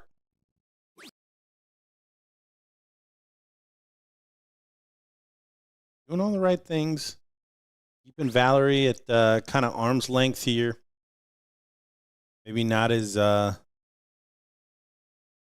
not having the killer instinct that we sometimes see from her, but certainly doing what she needs to stay in the lead here. Valerie trying to grab the 15s, not messing with the top of the board at all. Did see her throwing some 20s in that 0-1 leg to score coming down the stretch. Shay wasting no time in the clean for the 17s. Got to be careful. And does find a big trip on the last. Such a big dart. I really feel like you have to play for the 18s here. You can't go down to that mark on the 15 at this moment. He agrees.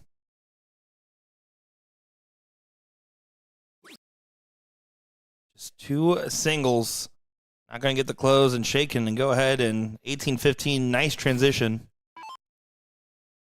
Yeah, and that 18 not being closed. I mean, even a single, and she finds the triple, she's still going to score some points. Interesting shot selection here. Well, she knew she had a trip 18 in her back pocket. That's why. This one looking like one-way traffic. Valerie at this point going to need some help from Shay. I don't think Shay likes giving a lot of help.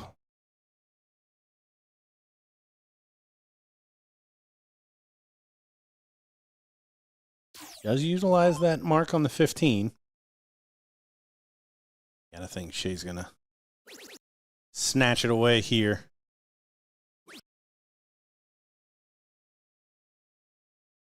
She wisely uses her 16.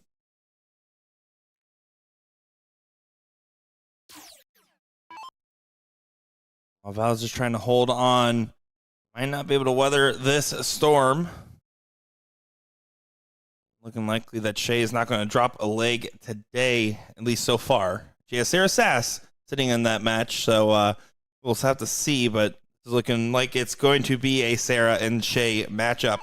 Which, in fairness, of the women that we've seen, that's what we would have called. And look at that, with top 2 averages. Yeah, that's usually how that should play out, right? Top 2 averages happen to be on the opposite sides of the bracket, too. Val will be heading to the other side of the bracket where she will be playing someone on the bottom side. Jordan Davis in the best position to get to her.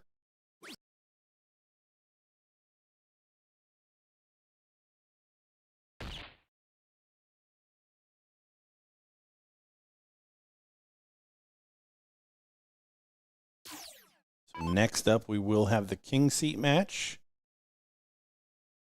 Level 1. Getting to see Rich Sturbins and Kits. Yep, that is correct. They're called up and on their way over. Rich wasting no time, already logging into the board. Man's eager to keep that roll going.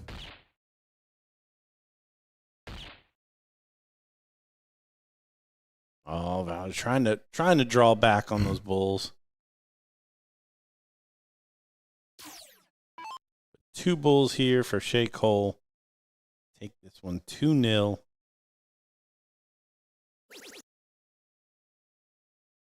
Really going to make sure it's not going in the other direction. The cellar dart did not settle. Again, no harm, no foul. Yeah, no. Again, you don't want to get beat with a couple good shots after playing an entire leg of Good stuff. We see Patrick Gibson come away with the W over the shoulder of the ladies there. Jimmy Jones and Dan Naylor, that way just getting underway. You could see all of the body language from the guys kind of back and forth as we see Shea again only needing 2 bulls.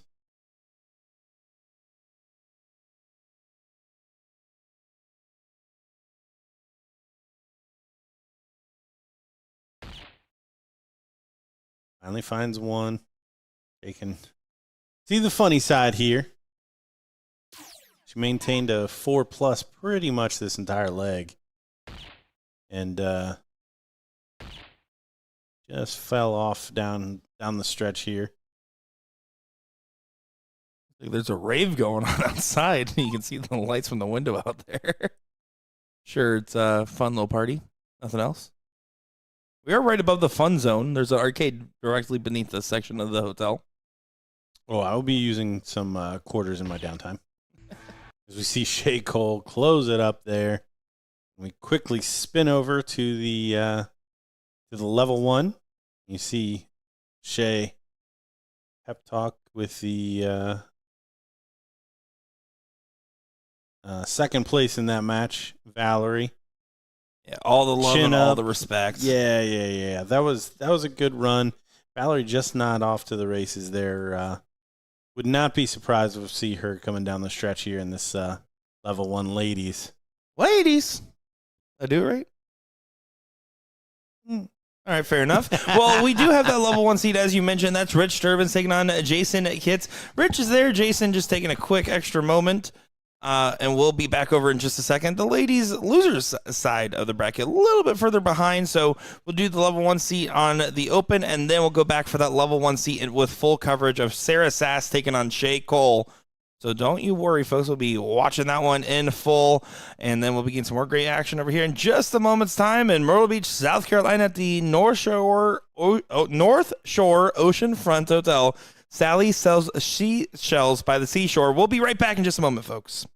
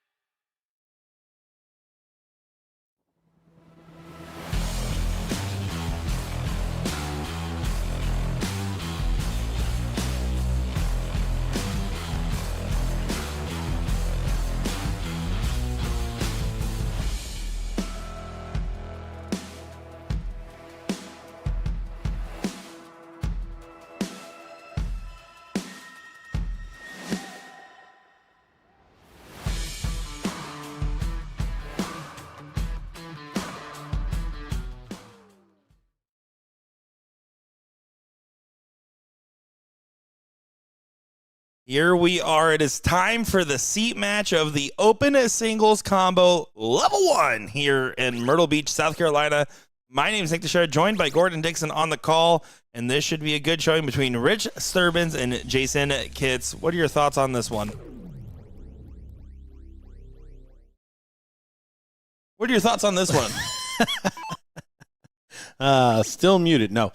No, I think we've got the two best players that we've seen today, which is always handy for a final. I don't know what Jason was a little too frustrated there. We've seen him start pretty consistently, but I think between the two, Rich has probably had the higher level for longer periods of stretches, so I would tip him early in this one. But like we've said a couple of times, that's why we're going to play it out. Jason certainly has the game for it. We haven't seen it the way we've seen it from Rich, but in these tournaments, if you continue to progress, this is when it should come out anyways. Yeah, certainly would have to agree. We'll see what happens. This definitely does have the makings of a last leg decider.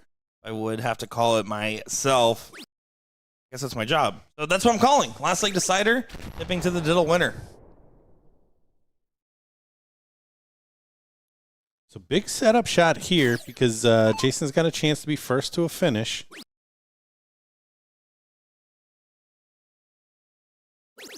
Couple of trebles will put him in good spot. He needs to switch. Smart darts. Let's find the double bull.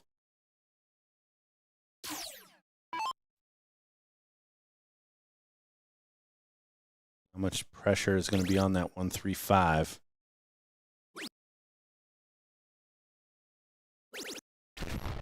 Big last start find. Yeah, good setup shot from there. See how Jason chooses to shoot this. Should start on the bull. I'm going to give him the most options. Now he has no options. Yeah, not my favorite way to shoot this. 15. Does leave tops. 68. Trip 20, double 4. Also seen trip 16 be an option here. Like a pause. Okay.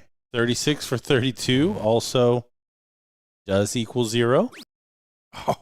He does not find it.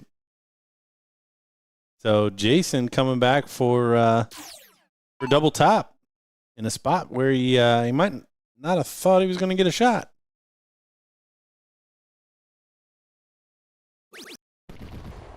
Yeah, goes ahead and cleans it up for a 1-0 lead.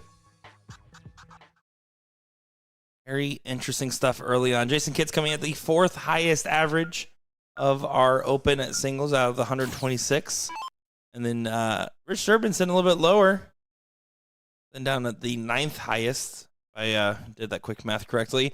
But if you also look at the runs, I think Kitts had a slightly harder run after getting that first round by.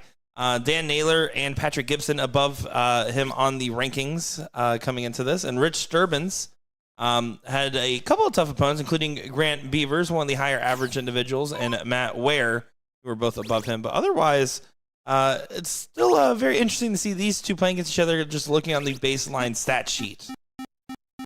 Look at that. Only a single mark to start his leg. Jason Kitts come up with a big 189 mark. Man pulling out a bag of tricks. And we said he certainly's hit the triples and had the groupings to have big legs. Good final dart, but this second leg solidly in Jason's hands after just one turn. And that is one of the points with Rich Sturbins' game that we've called in the past. One of those individuals that, yeah, absolutely, we've seen his high gear is very impressive. But his floor is a lot lower because he can sometimes feel those frustrations. The amount of times since he's come out of retirement where he's talked to me about considering retiring again, I have to remind him, Oh, must be hard to always getting in the podium. Oh, not able to fill it up.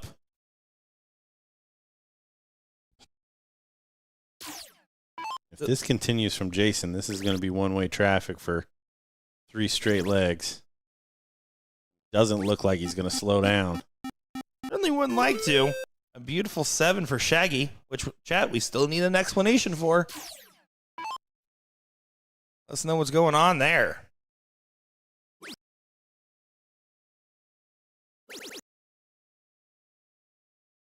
Always am a fan of Sturban's action, though. Brings it right to that eye line. Very slight drawback and then fall through. The only thing is that little kick. If you discount that fact, it's pretty solid mechanics. Yeah, what a turn from Jason. Just keeping Rich at arm's length here. Doesn't want any last-minute heroics.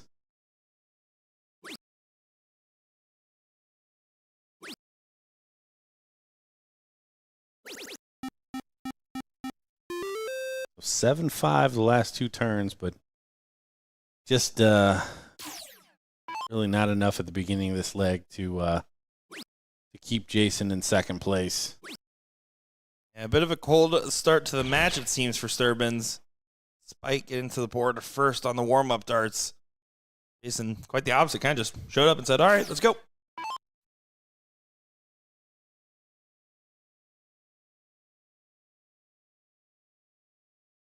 I will say, nothing feels more peaceful if you do happen to take a loss out here than going over and just stare at the ocean for a bit after. Makes you feel at least a little bit better, right? Well, in this one, you're headed to the losers bracket, so you're going to have to get ready to play once again. As we see Jason take that one with a 5-6-3. Rich Sturban's going to start again, going to look for more than just one. Because he knows what Jason's bringing to the table here now. If Rich does what he did in his last match, though, starts to feel at least a little bit different. But the hard part is coming up here in a little bit. He needs to take advantage of this start. I love it, Alan. He's a dart player. I don't care how good he is. He's going to have some downtime. Learning how to flip darts is a worthwhile endeavor. Pleasure meeting you and your sons out there.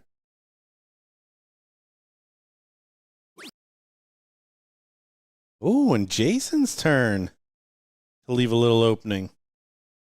So closing points on that 19. Put him in good stead here. Does look like he's shooting down. Look at this, around the horn. Oh, just on the outside of that 18. The complete inverse of the last leg. Difference is the point differential is a little bit lower. You bet a number and hope for an error. Fours are not the number you want to start the bet on, though.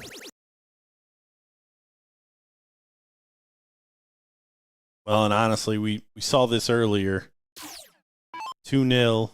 This cricket leg going first is kind of the easy one. And even easy is in quotations here. Rich does the right thing, though. Make sure that he gets those 20s first. Even though he's in a good spot, he doesn't want to leave an easy shot for Jason to turn this leg on his head. And he might just do it anyways. Thought we might see a 19 there, but job done. Transfer of pressure made. You can see investing in the strategy of I'm going to bet this number as much as I can get out of it and hope for a clear swing at all the closes. Second dart at the 18 I don't love. Can't do that down 2 legs. I don't hate it if you're up 2 legs, but down 2 legs, that's just too much. Leaving a lot on the table. He's going to get away with it. The single trip 20 will give him the lead. Then he'll be a couple 18s away. But even there, he really should have 2 treble 20s before he ever leaves. Leaving. No, he's not. Does go ahead and stay. It takes your advice. patterns of aggression. He almost kind of felt like he went for double 18, double 16 in 01. The battle continues on. 18 starting to look more and more likely every dart, as that's a 3 in the bed there from the kit man, Jason Kitts. Yeah, what a shot. Jason sticking with it here. Not letting Rich run away with this leg. Rich needs to find some trebles. Treble 20 would give him the lead. Which is why he did so much work instead of going to the 19s. Would have been 1 point down if he shifted on that third dart. Good maths. Or stubborn. It's fine. Coincidentally good maths, then. Well, does go ahead and try to change up by setting up for a potential 9 mark, but doesn't recover well on the 18, so put off the gas. 3 mark shot for Rich. Single, single, single would be enough. Back to the 20. Yeah, able to survive that exchange there. Jason really, I mean, of all the times he takes a whack at that 19, that wasn't advised, but up 2-0. Go big, go home. I get it.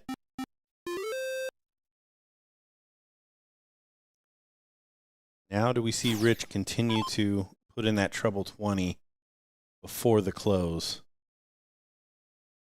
The answer is yes.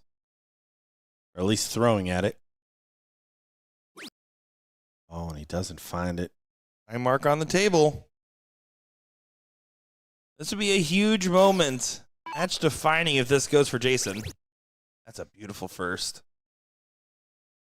Oh, he saw it. He does stick with it. Up 2-0. I'm okay with that stay. Yeah, no, you're compressing the leg, which is a good thing. In the spot that he's in, he's continually fighting the bigger number, and we see the double 16 to close it. It's a good find, but again, a must-hit hero, keeping things a little too close for comfort. Continues to dangle this in front of him. Ooh, swings right back to leave it 5-3 on the Bulls. Oh, 4-3. Does have a finish.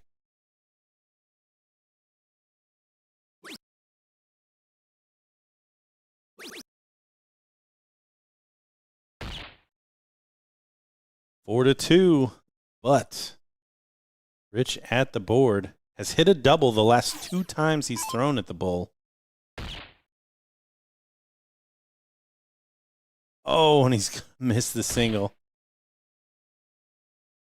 Unlucky there. Doesn't get an actual game shot. So 2 bulls for Rich Sturbins to send this to a game 4. Have to overcome the darts in a leg of 01. Doesn't look enthused. Yeah, zero enthusement going on right now between these two.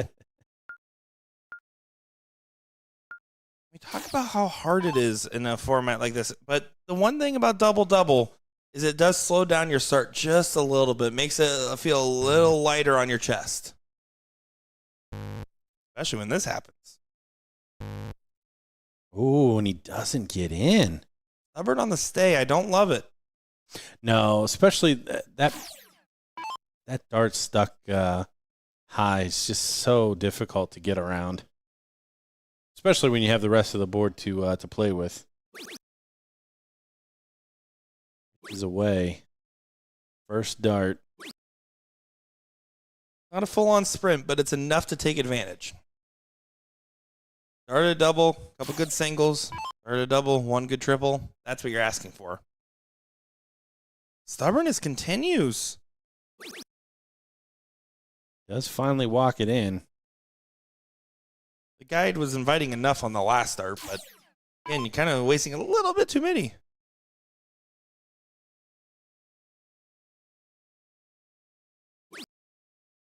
Which again. Oh, he does stay, does find it. It's a really good find. That was another difficult dart to get around. I thought we were going to see our first trip 20, trip 19 high, trip 18.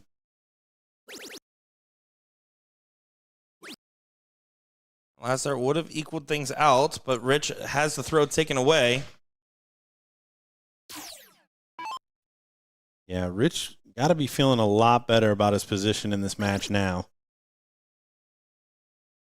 Took him a little while to get going. He's going now. But yes, definitely note he is going. And honestly getting the right amount of favors from Kits and the right amount of work from himself in this leg. Looking more and more like a last leg decider. Yeah. King seat might come down to a cork. 153, trip 20, trip 19, double 18 will be the shot. Not going to be this time. Oh, needs to stay straight here. Jason found it in that last turn. Another 2 treble turn, and he's going to be within 1 triple of a finish. Oh, he finds the treble 20. There it is, down to 112. 1 triple finish there. It's a big find and a little bit of pressure now facing Sturbins. Has to collect.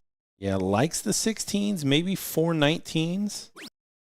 No, 4 18s for double 18. Shanghai. And there it is. Crooked Shanghai. Call it whatever you want. It goes in. And here we go, going into the diddle for the last leg decider. Rich says, I'll show you one. Always a fan of seeing one myself.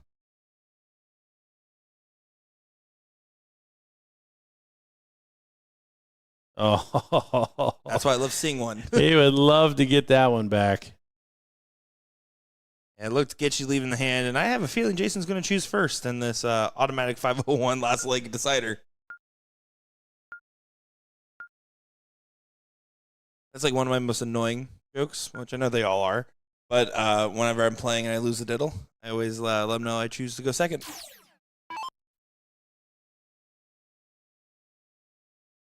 All right, so Jason, for 2 legs running here to get us started. Took him 6 darts to get in last time, and it's going to be at least 4 this time. Rich Sturbins cannot believe his luck. So many favors being given. Rich step in.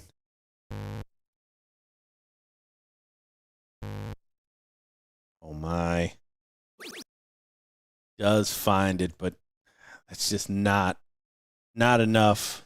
As long as Jason hits a double and a trip here, it's forgiven. He only gets the bare minimum, it's still throw taken away. And so far, this doubling in has been as trouble. He found on this start last time. Does do so again, but this is not where you want to find parity in your own game.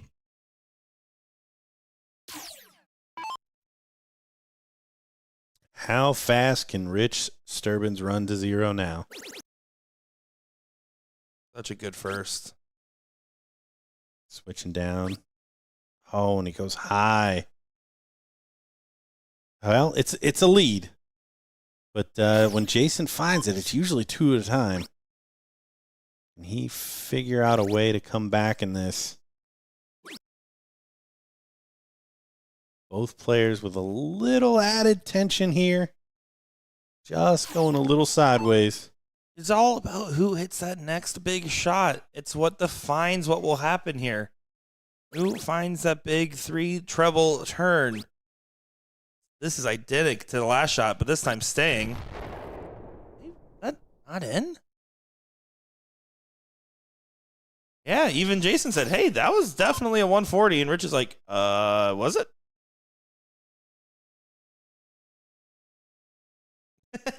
This is normally the inverse of how this conversation should be going. Oh, look. Jason's telling him to back it up. And Rich saying, I pulled it. It's on me. Which is technically the rule. No, yeah, they're both. That was very, very good sportsmanship from both of them. A very important reminder to always double check just in case. That 40-point difference cost them. I mean, it's a lot harder to set up from a ton doesn't set you up the same way it would have. You were sitting at 2-4-2. Won't matter if you find a couple. Gotta find it though.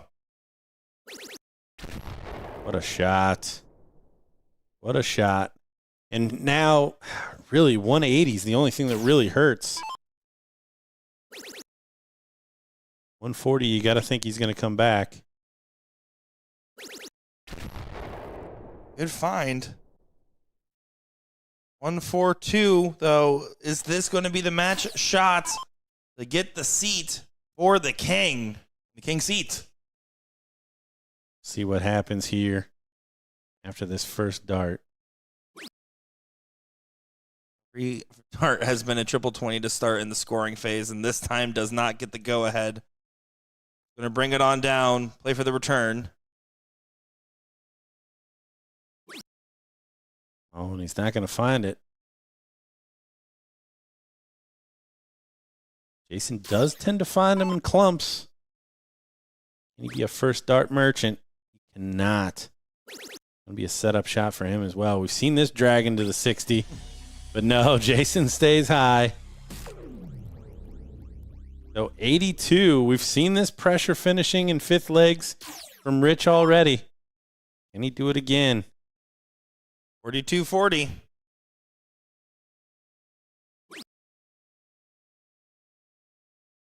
Double 10 for double 16. Should be treble 12. 12 Oh, yep. 12 leaves him the bull. Good correction. Oh, my. Oh, my. What is going on? Shenanigans, Rich. Oh, my. That was a lot of work to try to leave double 11. That was Ridiculous. a shot. Double top for Jason to take it home. What was that? What was that? Competitors shake hands. He got to a finish. It is what it is. Good competitive nature there between the two. Jason calling out that he did have a 140. He could have accepted that. Rich saying, I pulled my darts. It's on me. Had his opportunities, had his moments, and I don't believe we're going to be wasting any time, as I think they're just about ready to get into this over here. Looking forward to seeing who will get the queen seat here in the level 1 ladies, getting the last few warm-ups, but Sarah Sass, number 2 in average, putting on a great start to the day, and Shay Cole living up to the expectations so far, not dropping a leg on the day with her number 1 average here.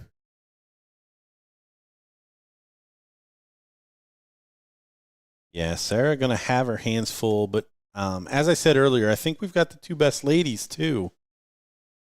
As we started the stream with Sarah playing extremely well. It will be a best of 3 format that we're going to be seeing here. 501, Fat Bull, open in, double out, cricket, 501.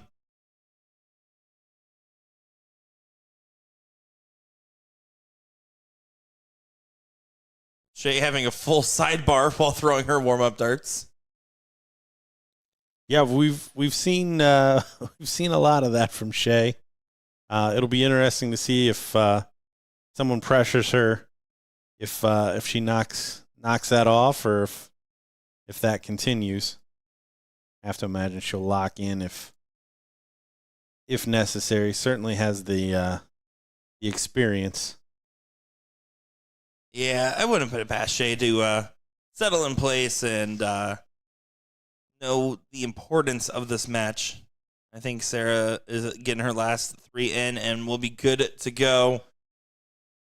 Looking forward to seeing which lady will get us. Here we go. We are into the diddle.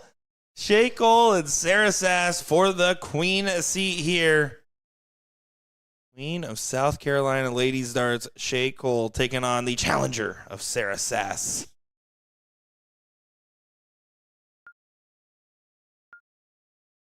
Shay won the start.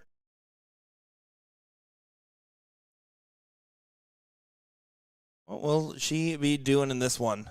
What should we expect to see out of Shay? A lot of bulls. I think we saw back-to-back hat tricks the last time she was up. This is one of those with a full bull and the accuracy of these ladies. These legs go by fast.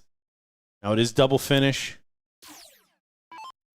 so there's some mathing at the end, but for the most part, we're going to see a ton of bulls very quickly here. We see 2 from Sarah as well. Gnarly deflection with it. Good attempt, good answer. But 2 around will get the money. Always a fan of that nice arc from Shay. Brings it right to her eye, holds it there, follows all the way through, and nails a hat trick.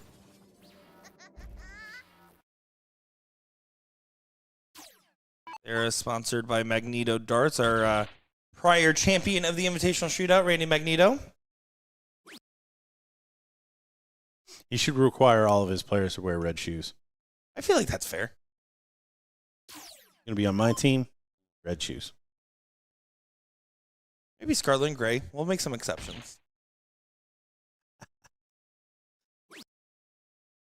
Lucky deflection, but should still get to a finish. Well, I was wrong. Yeah. Well, here's the thing. $150 leaves 168. So she's going to have to pull something. And it's not going to happen. She's just going a little wayward here. So Shay Cole, 6 darts from 174.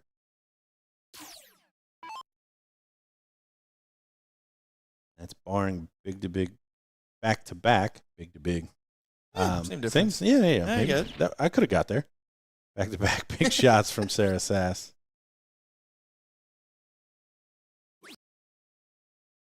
Yeah, Allison, Momo, they're sitting, watching, and enjoying the ladies' match. Allison, you're up on board 21.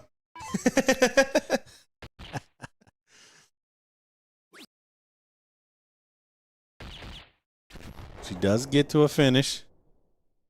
Said it was going to have to be big. Shay Cole 104. 418s. Yeah. This format, you have to, right? Bam. Takes it out in 2. Jay, watch me nay. Cole goes ahead and gets the first leg.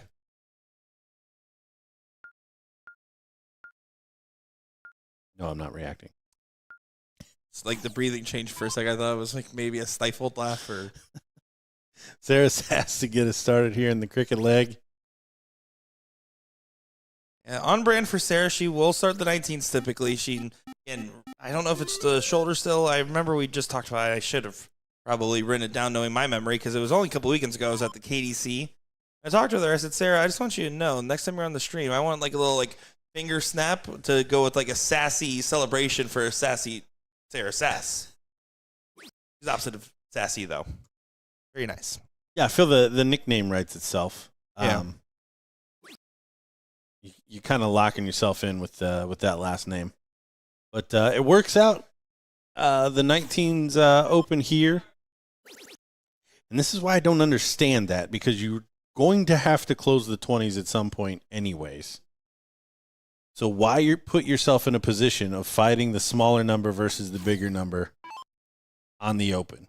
Again, it worked out here, but it's not like by not shooting the 20s, you've taken them off the board. I mean, I think it's a very fair analysis of the situation there. I think, honestly, what it comes down to is comfort, and comfort doesn't always equal smart darts. Sometimes you got to think about it a little bit more carefully. Continuing to throw well, finds that 57 again. Does not take away the 17s, though. Shay gonna continue to plug away here. I don't know if we've mentioned it, but Sarah Sass is the chat fan's choice here.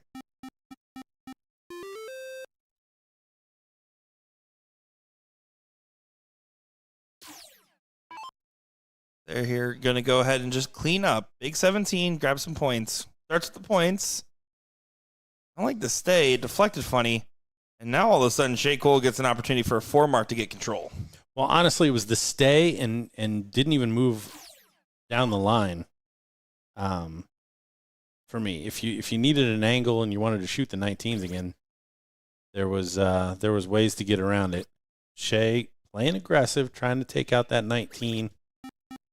Back to the 17. Would have liked the single 20 there a little bit more. I don't know. I mean, the single 19 lets her pull the parachute early. Sarah obviously prefers the 19. I don't mind it. Flies into the double 20. She's not going to give those back. Not what she needed. Now 3-mark turn to close out and have the lead here. What could be the deciding leg here in the ladies' level 1 queen seat match. Tough stuff. Let's just go ahead and close with 20, but this is a little bit of a opening here. A little bit. It's a lot of it if you hit the shot. How to find that 19 in your favor. She goes ahead and just pops the 17. Does all or nothing on the turn. Good shot. Yeah, it wasn't all, and it wasn't nothing. So it was an odd in between there. 4 of the 18s will give solid control to Shea. Doesn't happen. So Sarah Sass with some gambling could come out the top of this exchange. Good first. Can you follow? You can. Can you load it? You will. Sarah Sass says, I'm not actually afraid of the top of the board. It's a facade. It's a big 3 in the bed.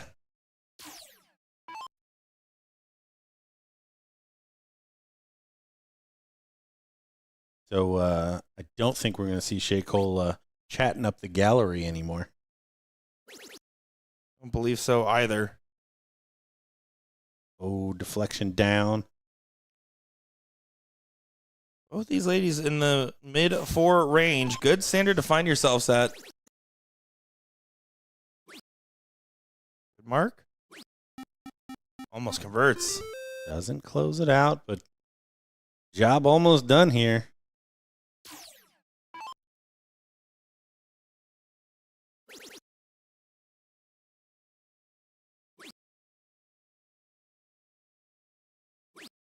On only 5. Only 5. That's not what you want to hear. No, not at all. She spent that extra moment really trying to drill it. Sarah needs to just clean this up. You have to hit the single. Oh my. That's the best case scenario for Shea. Yeah, you couldn't have asked for a different shot. There was no universe she was going to completely miss. She tried to snag the 18. Here's the snag. She does. All right. 4-3. Sarah has to take this to go ahead and push us to the last leg decider. Bulls were fine in 0-1. Double bull needed. Double bull grabbed. She buries it. Takes the leg. Sarah Sass putting together a really good leg of cricket. You know, one of those games. Shows the giant can bleed there. Finally having Shea take 1 loss on the leg. Wants to make it 1 match loss on the day at least by getting it done here. See Shea Cole locking in here. She didn't know she was in a match. She knows she's in one now. She takes the bull. She's going to choose to go first.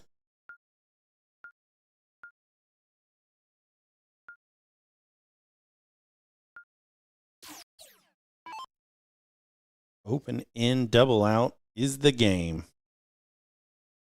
Little aim and juice. Now, Shea winning that diddle is massive because in a fat bull format, regardless of what we know Sarah can do and has done, just expect the firepower from Shea to really reign true here. That's one love, just a little bit funny.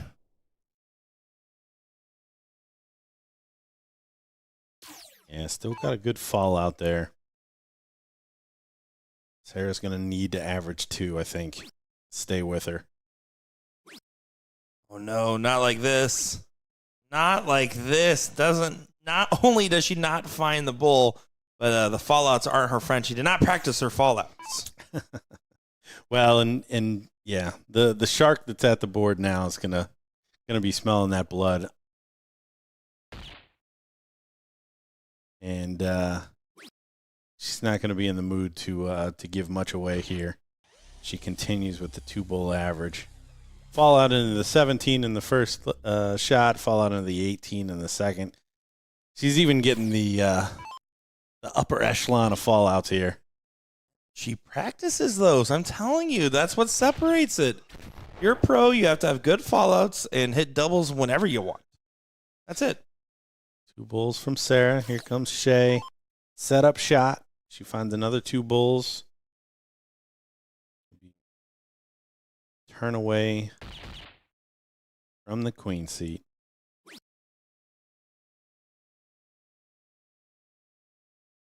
Spoke a little too soon. I did not take into account that she was going to fall out into the 1. You told me she practiced those. Practice doesn't make perfect. Ugh. You gotta also just be perfect sometimes. They're just not contesting this final leg, and it's very unfortunate. You can see by the reaction of the body language, it's starting to shape more and more up. Like this is going to be going the direction of Shea Cole to hold the seat in this level 1 women's bracket.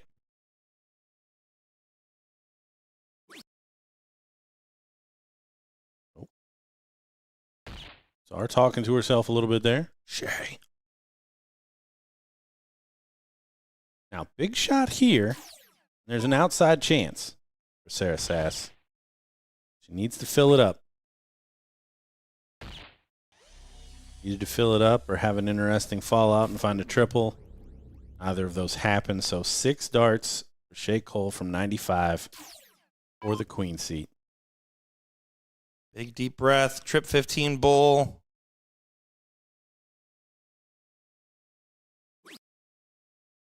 Bull for double 15. Well, not going to happen, but we'll be back. Roll the shoulder there and step off to decide, okay, what is my route? Should be 45 for 32. Winter Gates tells me it's 51 for 26.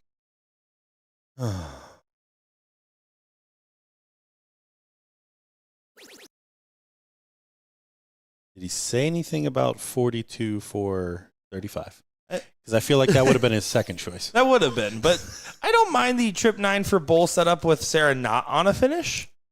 Didn't work out in her favor, though, and Sarah is going to do what she's supposed to do and punish it by getting herself into a better spot. Well, such pressure here. I mean, Shay really coming down the stretch only has herself to blame for the pressure she's under. And she says pressure smasher as she smashes in the 35 with 2 darts.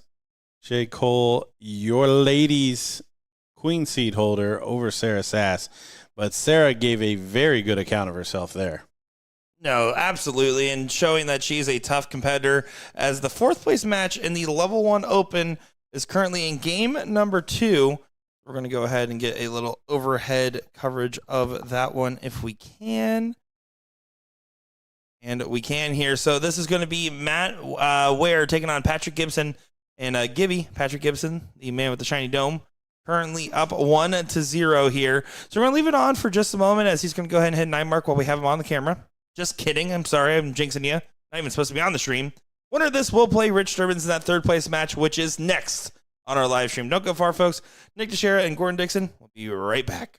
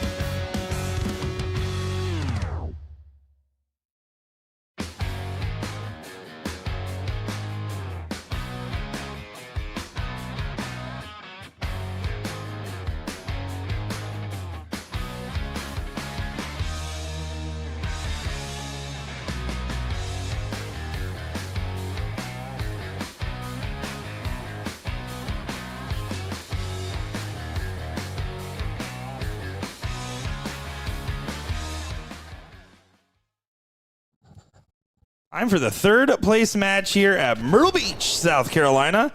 We got another good one going on, as this will be Patrick Gibson Gibby coming back after a very strugglesome winner's side performance, fighting all the way back to the third place match, like I said he might have, to repeat his run from last year. And Rich Durbins, who had a disappointing exit there at the seat match. Gonna try looking for a little bit of redemption. I'm Nick Teixeira, joined by Gordon Dixon. Gordon, how you doing? Yeah, it's good to see Patrick back, fighting all the way back. Again, the last time we saw him, he's stuck with no hat because we started with hat forward, then we got hat backwards, and we had no hat. But no, it's so tough to get yourself out of those spirals, especially in the middle of a match. He's clearly done the work during the downtime to get his game back to where he can continue to progress. So great to see. We'll see if that equals a W against Rich here in a little bit shorter of a format here between these two guys. Yeah, just a race to 2 on the loser side. Want to see how this plays out. Gibby hits that massive 180 to get to 125. Now Rich going to be in pursuit. Switch does go well and leaves it at 92. But 125 eligible to go. 5 bowls for the fans, please. Not going to be 5, but that's a good first. Oh, just high. You see the little wrinkle of the face there. Doesn't really set it up well. We've seen some pretty clean finishing from Rich at times. Some very off-the-wall shot selections at others. Oof. Admittedly, every time he's gone off the wall, though, the dart has hit and he's missed the winning dart after. Yeah. Again, in fairness, he's gotten to the double, but 57 for 32. Oh, and again, just not able to convert the third dart. It was really good to fight back after that first sideways.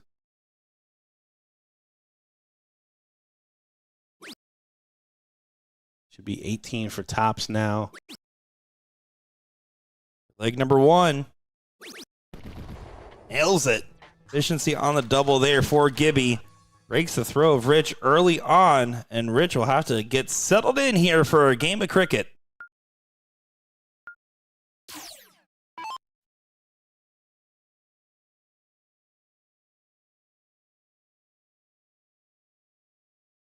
So tough. This is Rich's first match after playing the 3 out of 5 in the king seat match. Gibson fought through that loser's bracket at least 2 extra matches. Is that right? Yep. So 2-1 against Jimmy Jones and 2-0 over Matt Ware. Mr. Brick, no house. We get to this point.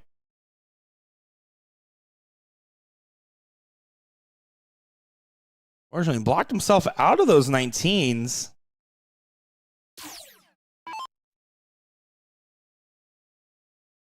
Seen some varying degrees of aggression from Rich in these spots. Plays it pretty aggressive this time. It's a characteristic of his game.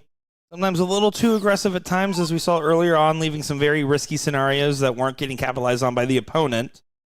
But this deep into the bracket, I'm starting to really think about my risk management, especially in the best of 3 third place match. Maybe just not a fan of the live stream so far.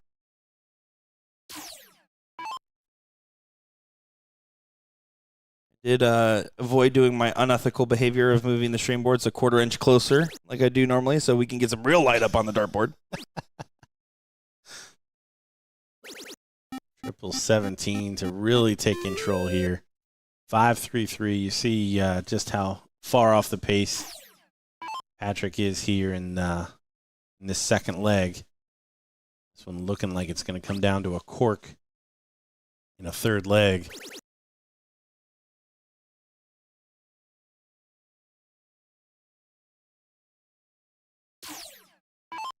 Patrick just not putting together anything to really stress Rich.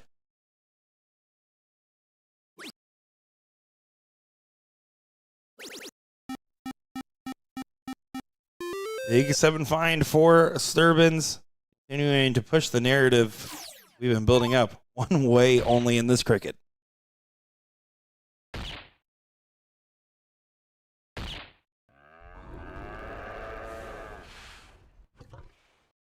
Clean it up and make this a last leg decider.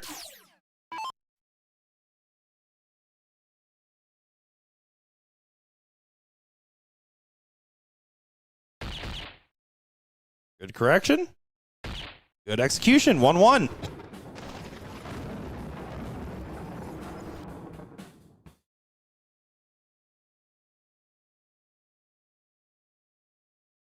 See your show. It's always difficult to remember after 2 legs who won the flip.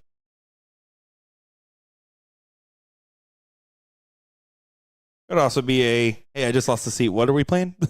Oh, best of 3? Cool. Just outside for Patrick.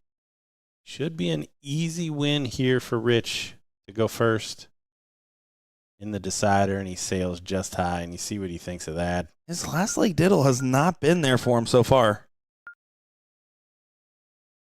Now, we've seen him eke out chances in these legs. You don't expect to see 5 misstarts at a double in, though, for a third time, right? We saw 2 in the last match that Rich played in. Maybe he's going to try to have a different story be told. Keyword is try, but that's a good mark.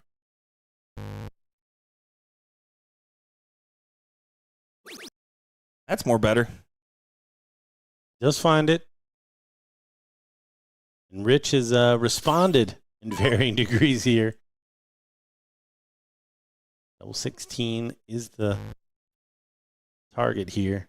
A little unlucky, I think, with that first one. Can he find a treble? He can, but it's the wrong one. So both players away. Now it's a race to 0.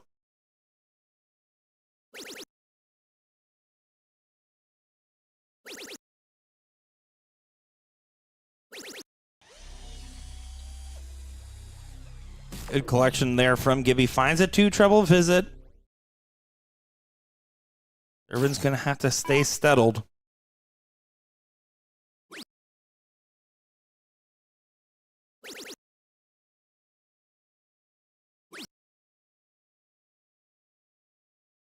Just not enough there from Rich, especially going second. Gibson just finds 1 big treble. Able to start to put some distance between him and Rich. The day that has no guarantees in Patrick Gibson's future. Been having to fight for it, and it's been getting scrappy time and time again. Rich, all or nothing. I think that's both of these players, honestly. That can kind of sum up both of them. Seen even when Rich is averaging 6 in cricket, he finds himself embroiled in the leg.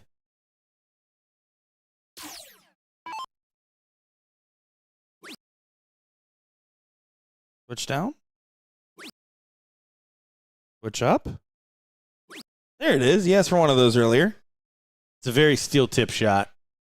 You don't see a lot of dedicated soft tippers doing that. They're usually moving up and down the line.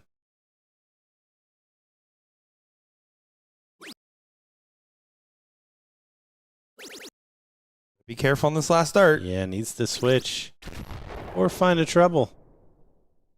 Gets to a finish. Veteran player taking some very risky darts. Does get ahead. That's an inviting first. Mako Bull, yep. Leaves a 2-darter. Great board management there from Gibby. So 1, 2, 3 should start on the 19s. Roll a dice at home if that's what's going to happen.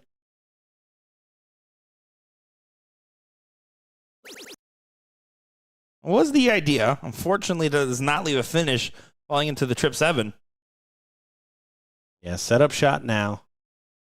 Wants to make sure that Gibson knows he has to take out that 96. Did not choose a 54 for 32. Instead went treble 20 to leave double 13. Doesn't get there either way. So Gibby now for the match and to go to the finals. Not been finding this treble 20 first dart. Oh, and it's not going to happen. You see the close of the eyes.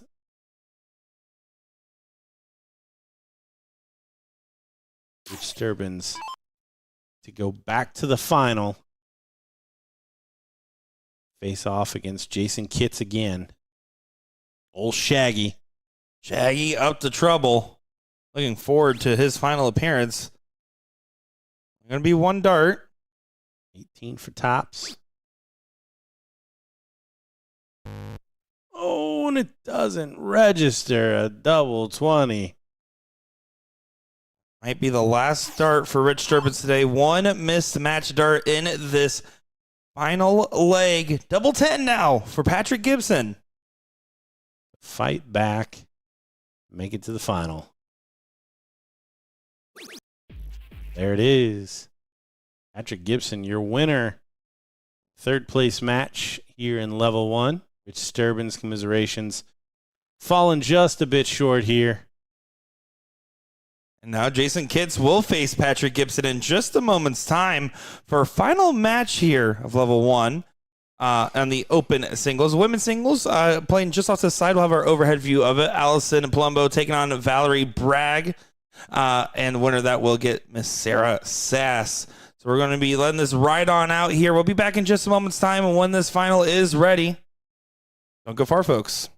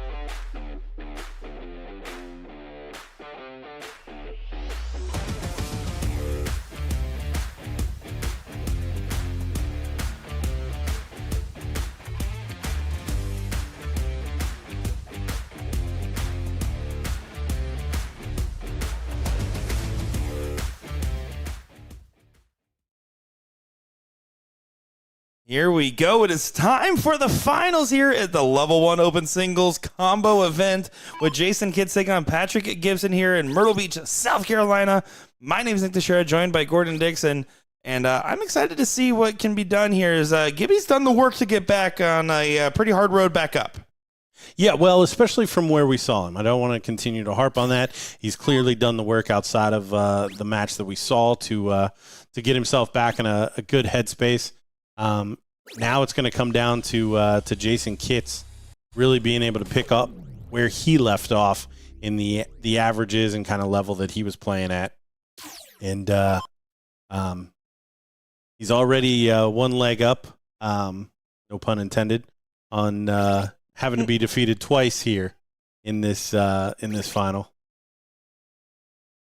Of course, Kitts has definitely shown the highest gear of today.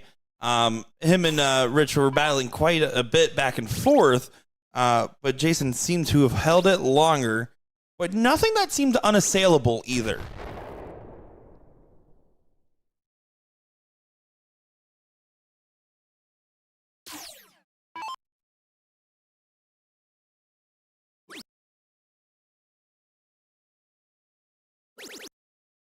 Gibby going to go ahead and try to get to a finish.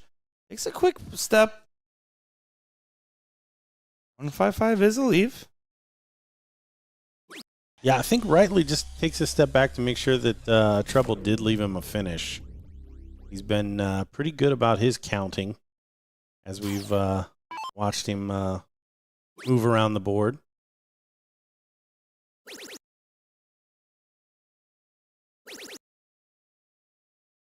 Jason does find the final treble, so he will have a shot at a finish here when he comes back. Should be under some good pressure here. Good correction.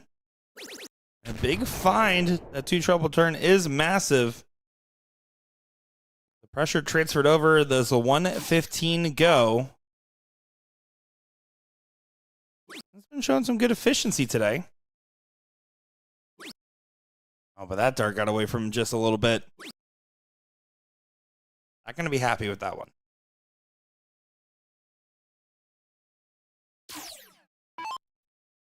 Triple 10. What he wanted. Good miss, though, because this gives him two. Same area. He's not going to find the double top this time. We saw him polish that off in the last match. So 56. Oh, a loose one. Double 16 now. I don't think he wanted either one of those darts, by the way. No, not at all, but he does make it work. Find the double to take this first leg. So Jason Kitts goes 2 away from the title. Would love to get this done 3 straight. That's a good start, but got to see what happens in the legs of cricket. This is where Gibby's had the most question marks in his performance. It's not been the 0-1. The 0-1's been all right. Well, and that's why losing that first one's kind of a hit to him. We haven't really seen the heights that we've seen from Jason Kitts, and as we're talking about it, buries the first, opens with a 7 mark. You see the acknowledgement there from Jason.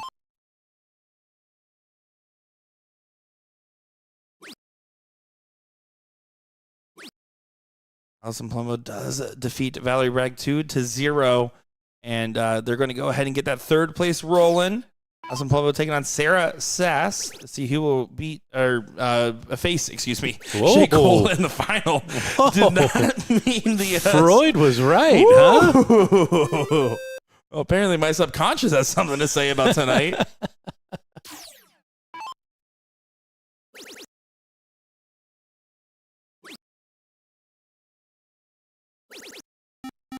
Nice shot there from Jason, but Patrick already doing a little bit more than we've seen so far in this cricket leg.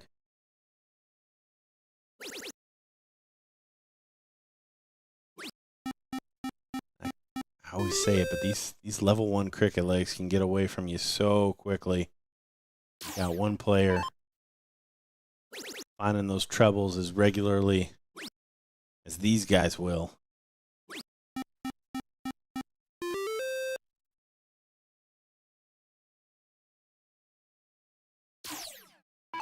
Gibby should just be able to focus on cleanup duty. Stay true. Stay consistent. Last one sails high, so your route out of this situation is to bed this 15 and hope for a weak turn. Try to get a swing around town.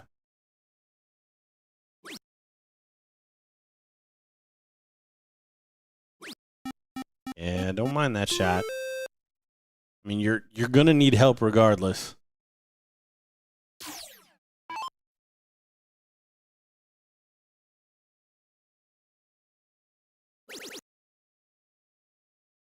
Rightly pulls the parachute before swinging back. Make sure there's no shot in hand. All about that calculated play. Again, if you're Gibby, you're trying to get a good rhythm in the match. You're trying to get some momentum in your favor, and it's all about playing some smart darts. Board management has been his high point of his game. Not really many questions in what he's shooting at, or at least why he's shooting at it. Yeah, I completely agree. Board management's been pretty solid. The old adage, smart darts aren't always good darts, comes to mind. But looking like he's going to convert this cricket leg fairly easily. Holding Jason out there the entire time.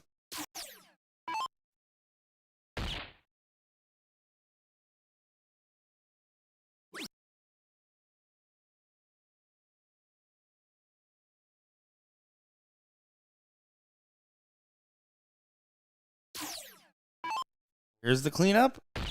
And does go ahead and make it one apiece in this final. This one's hanging in that mid-4 range this entire leg, but doesn't get the scales tipped the other way around. For people wondering about how the levels are determined, well, we just kind of throw some darts at the board and miss what we're aiming at. No, just kidding, guys. What we do here is you submit your stats online when you sign up. We also automatically search everybody's player code for any stats that we might already have in our system. And then from there, we do a bell curve distribution where we try to pinch off the top percentiles and bottom percentiles and put everyone else in the middle for our 4-level distribution. For the 2 levels, nice and easy, find that nice median point and separate there to try to have a fair and balanced experience where everyone has a chance to get into a competitive bracket, and also still offer opportunities where you can choose to play up to a higher bracket upon request.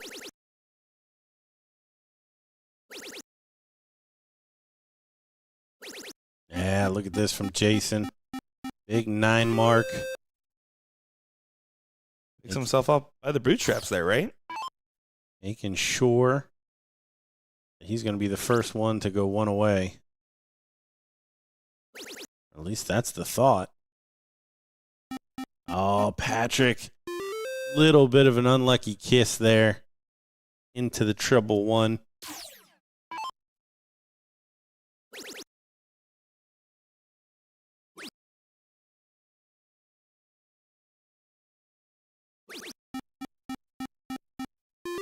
We've seen this kind of leg from Jason before.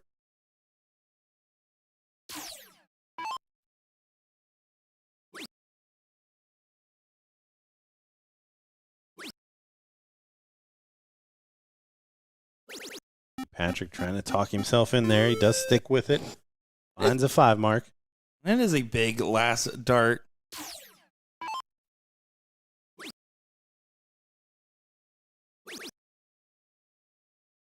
You want to take a moment to highlight something going on in the background out of camera purview, as that is a big shot there from Kids.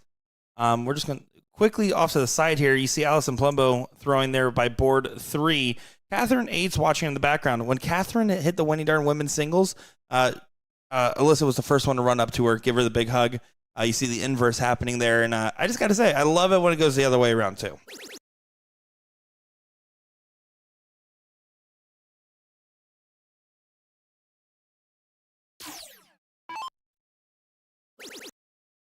Jason just not giving an inch here in this third leg. Said he was going to make sure that he was going to go one away. I may have said that a little prematurely, but luckily he has not made me a liar. There's many things you are, Gordon. Not usually a liar. Please. Okay, fair. Yeah. I'm okay with that. What were you thinking? I was going. Gentleman, so many scholar. places. Not even on my best day. There's a good finish from Jason. Sports teams. All right. 2-1. So Patrick Gibson now started the first leg of 501. Was not able to get the W. Just missed out on double top. Now it's a must. Or he will lose this final. Win here, and we're to a cork and a decider in a first set.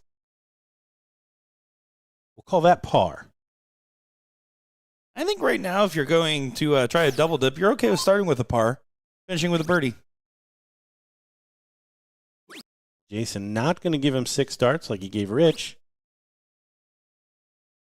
Keeps things dead even, so not tipping the scale either.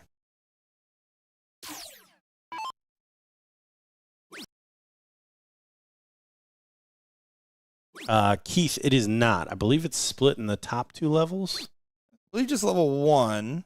So if you actually are curious about the formats, they do post them in advance on our website. We'll go ahead and link that page there where it goes over the rules and how that all works. So give us a quick second here as I'll link that in the chat. So that way there's no surprises. You're not, you at least know what the different formats have, and the only thing that is determined is the levels once you're on site.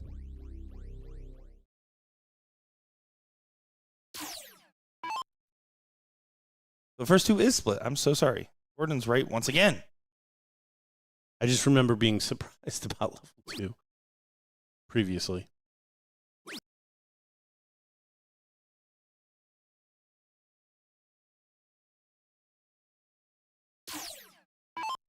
But yeah, just to finish that, so the first 2 levels are split.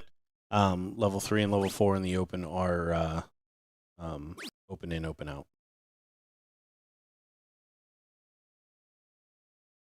Full bowl. Really wanted just a little bit more after that first start. It was such a good placement.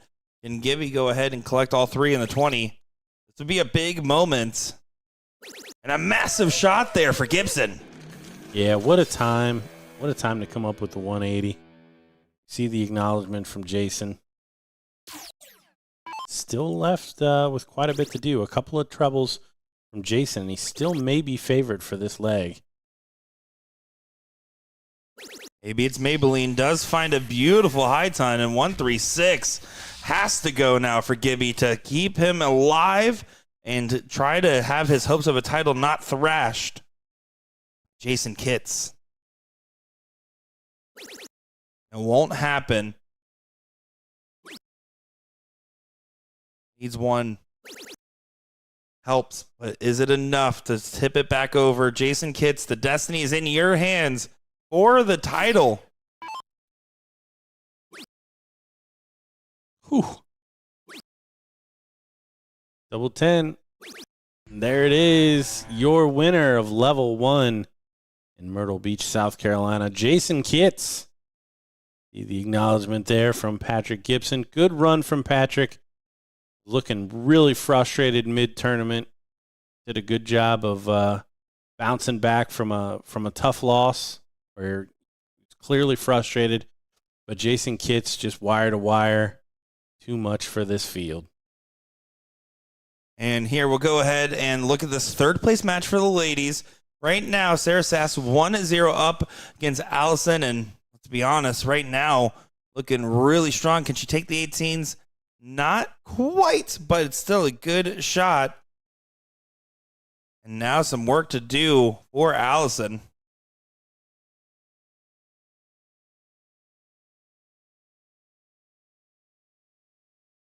Am I in a dream? No, this is real life. You just live your best life sitting next to me. I can't make out faces. What's going on? Can't read? I can't tell the time on a clock? Yeah, Sarah right now taking some good control. Sasquatch has some work to do.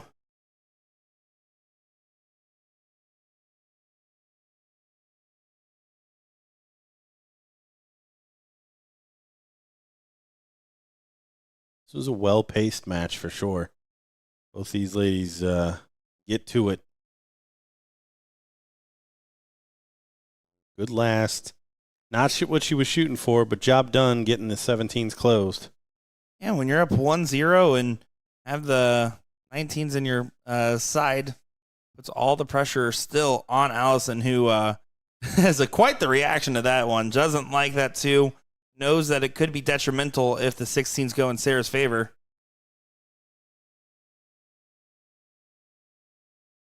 Oh, sails high on 2 of them. So Allison lives again here.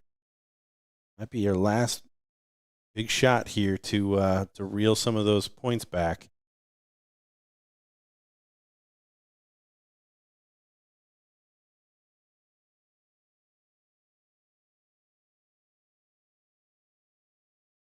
See how aggressive decides to go. Does take a swing at the 16, so still a little to be decided here. That's a good shot from Blumbo. Wow. Turning up the heat here.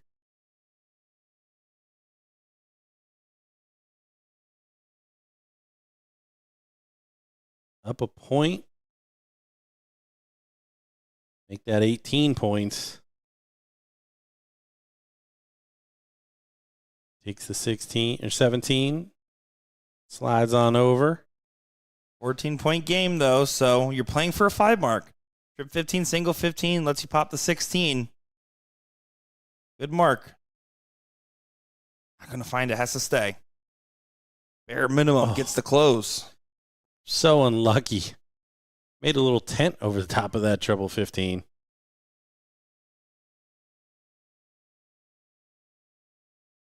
And look at the comeback here. The exchanges down the stretch here. All one way. Sarah Sass just not defending the numbers. She's going to make this a bull game. Make no mistake, she's going to need some help.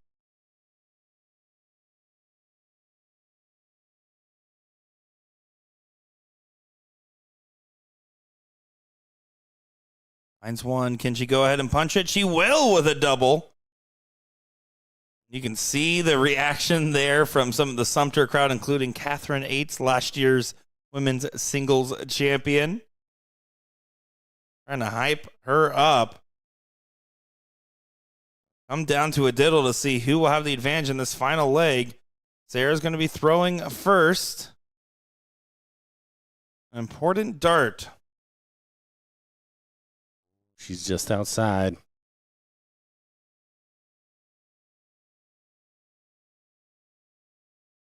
Coming off a 3-bull finish. That'll be enough. She's got it. Glad that we got to catch this one over the shoulder here.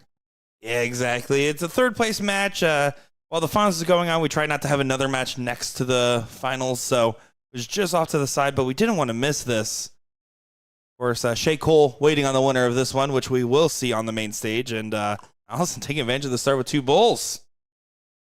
Oh, she was going to open. Perfect.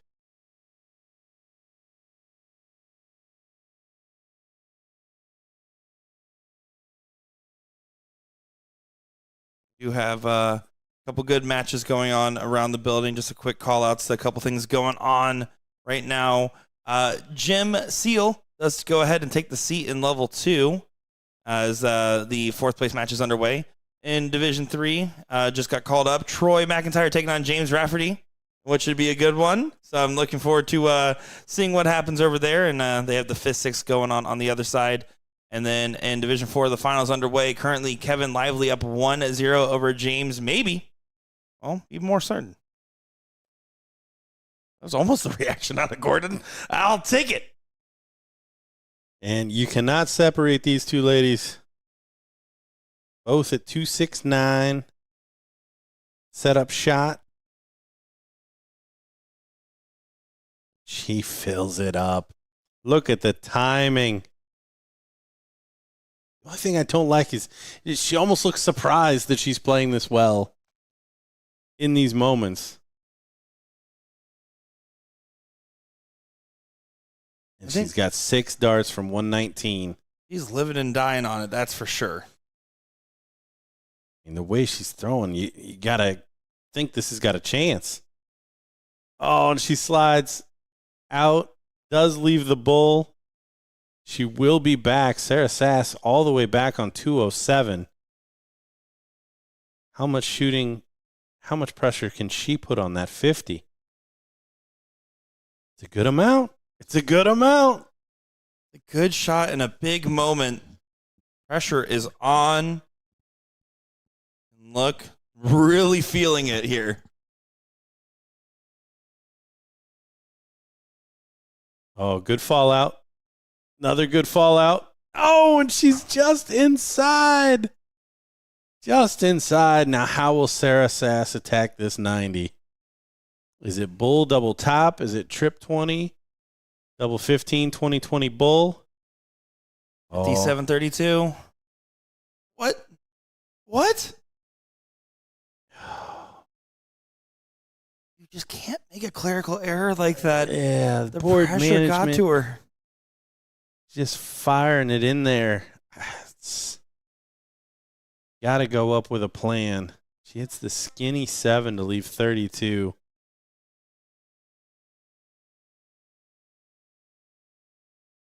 Allison can't believe it. She has a little bit of a grin walking up to the board. And drills it there. Absolutely nails it in the high pressure moment. Sarah's going to be kicking herself at the way that one wrapped up. But Allison still played quite well with her advantage in that moment. So we're going to go ahead and get the ladies final up here for level 1. Coming up next, it's Shay Cole and Allison Palumbo. And what should be a good one. Nick DeShere and Gordon Dixon. Be right back.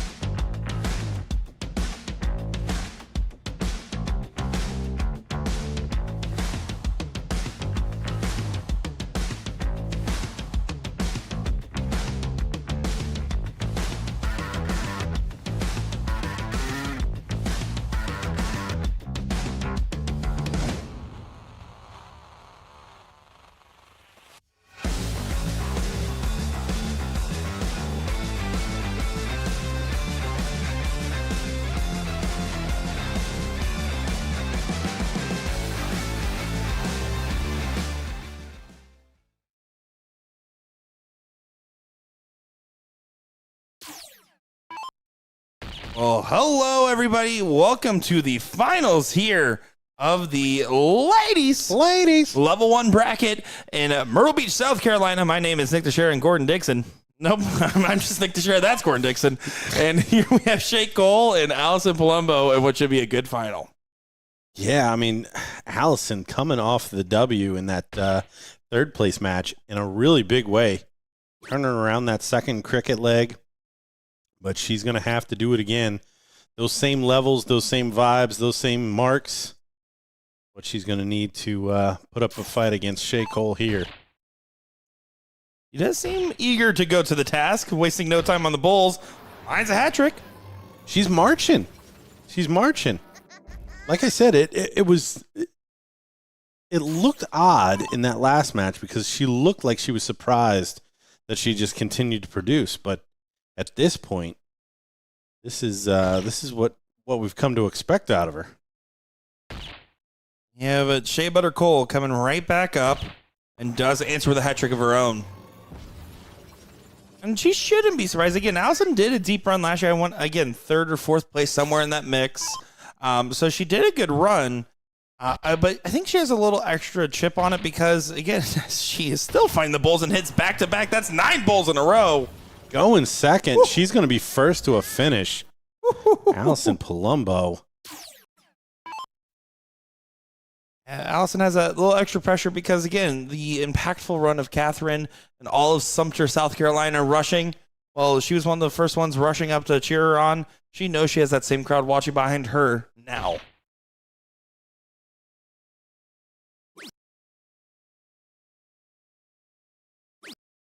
Ooh, and Shay not able to find a couple. So Allison may have 6 starts from here. 2 loose ones. And there's the shake of the head. Needs to be able to recover. We've seen Shay locking in here the last couple of matches. Not so much banter with the outside world.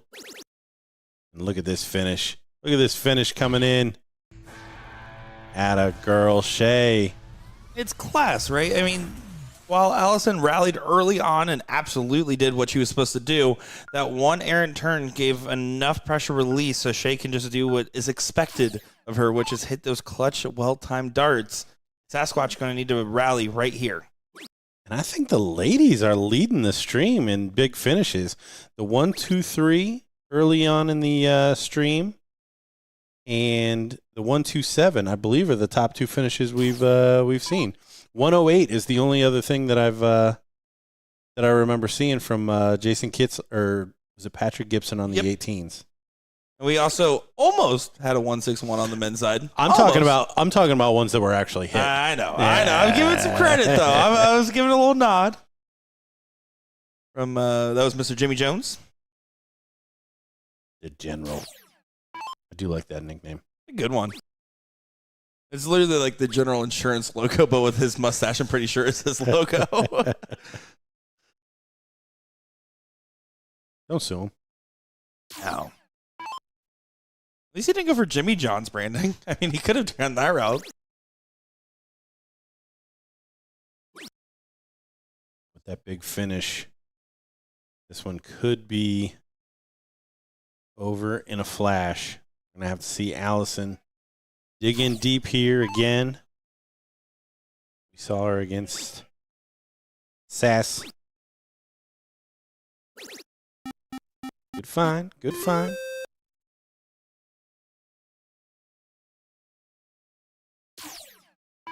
Feels a little bit of David versus Goliath in the framing, right? You're talking the local Sumter crowd. And of course, I know Shay is in South Carolina now. But she obviously has the highest accolades of the ladies in the room, I would have to say, on her resume. Yeah, and I don't think that could be overstated. I'll still find a way somehow. I know Kayla's listening to us right there watching, so I'm sure she'll correct me if I'm wrong.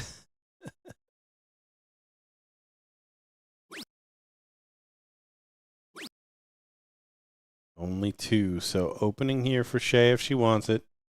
She just heard it in the background. Love it. Shay should close these 20s. That should be the goal this turn. Starts with the 19. He's staying down for more. He doesn't want to leave anything to chance, but drills it on the last. Yeah, big shot. Now the overcoming of Shea Cole is continuing to getting to be a bigger and bigger feat. You see the spiral start. So hard to get out of when they don't continue to go in, and your opponent just feels like everything's so easy for them.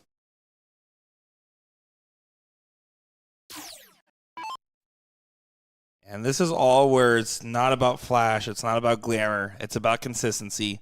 3 big single 18s is great. You hit a trip 18 and grab another number, even better. Hit the white horse, it's over. Don't like not contesting the X. You're just letting Allison get a free couple points if she starts with a trip. Yeah, I don't understand that at all. Letting her live on a number that you could literally take marks out of her hand and you pay for it. That's why you don't do that.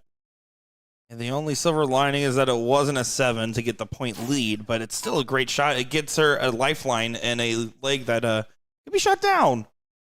Or Shay, with one good turn, can still get it back in her favor. But it's about paying attention to those moments of tactile nature that can really convert on long-term results.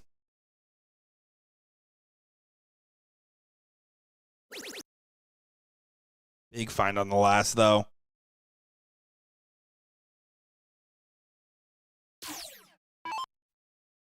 Yeah, Shay.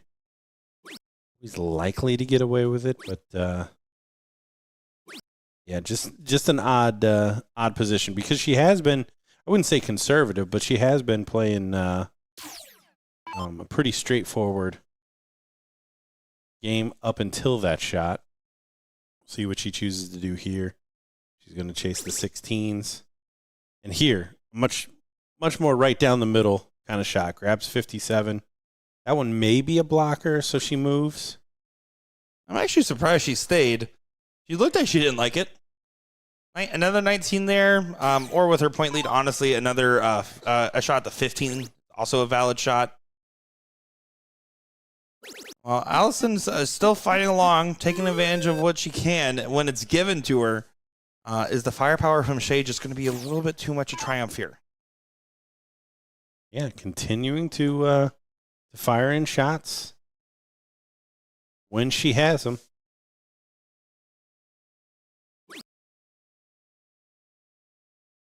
I know she was getting frustrated, but nothing about Allison says give up.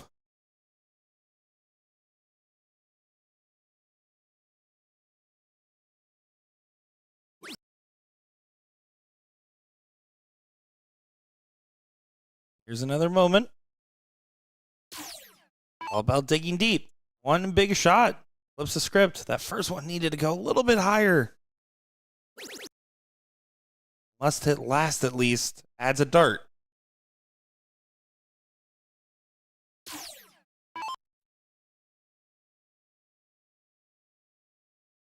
Yeah, honestly, Allison might be just doing enough to make Shay actually play a more managed game to keep her out of it.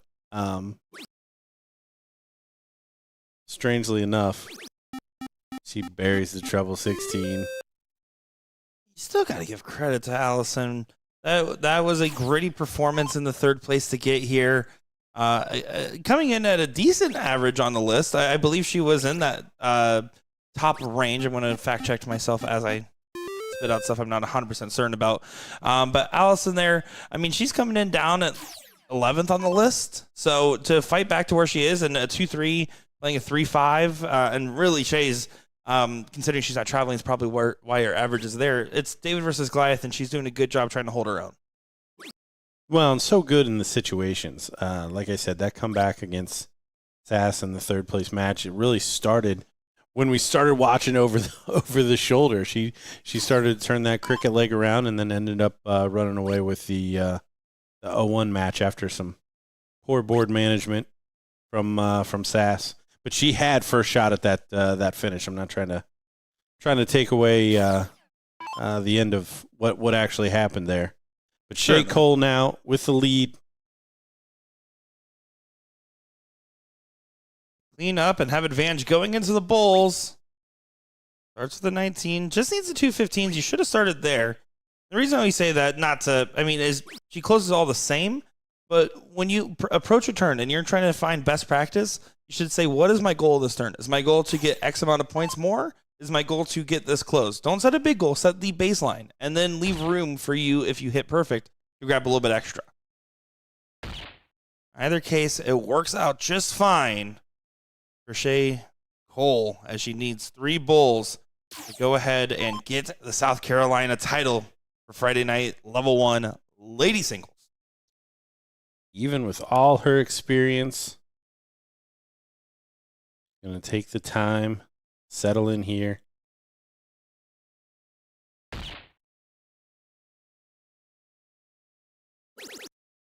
Look to move the bull. She does convincingly.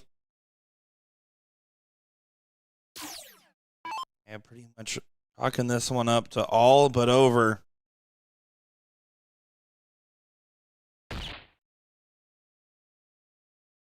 Shea to get it done.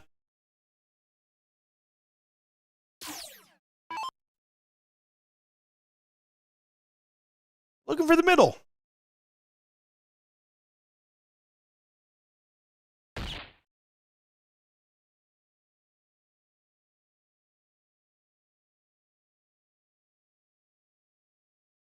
That's one just short-armed. Yeah.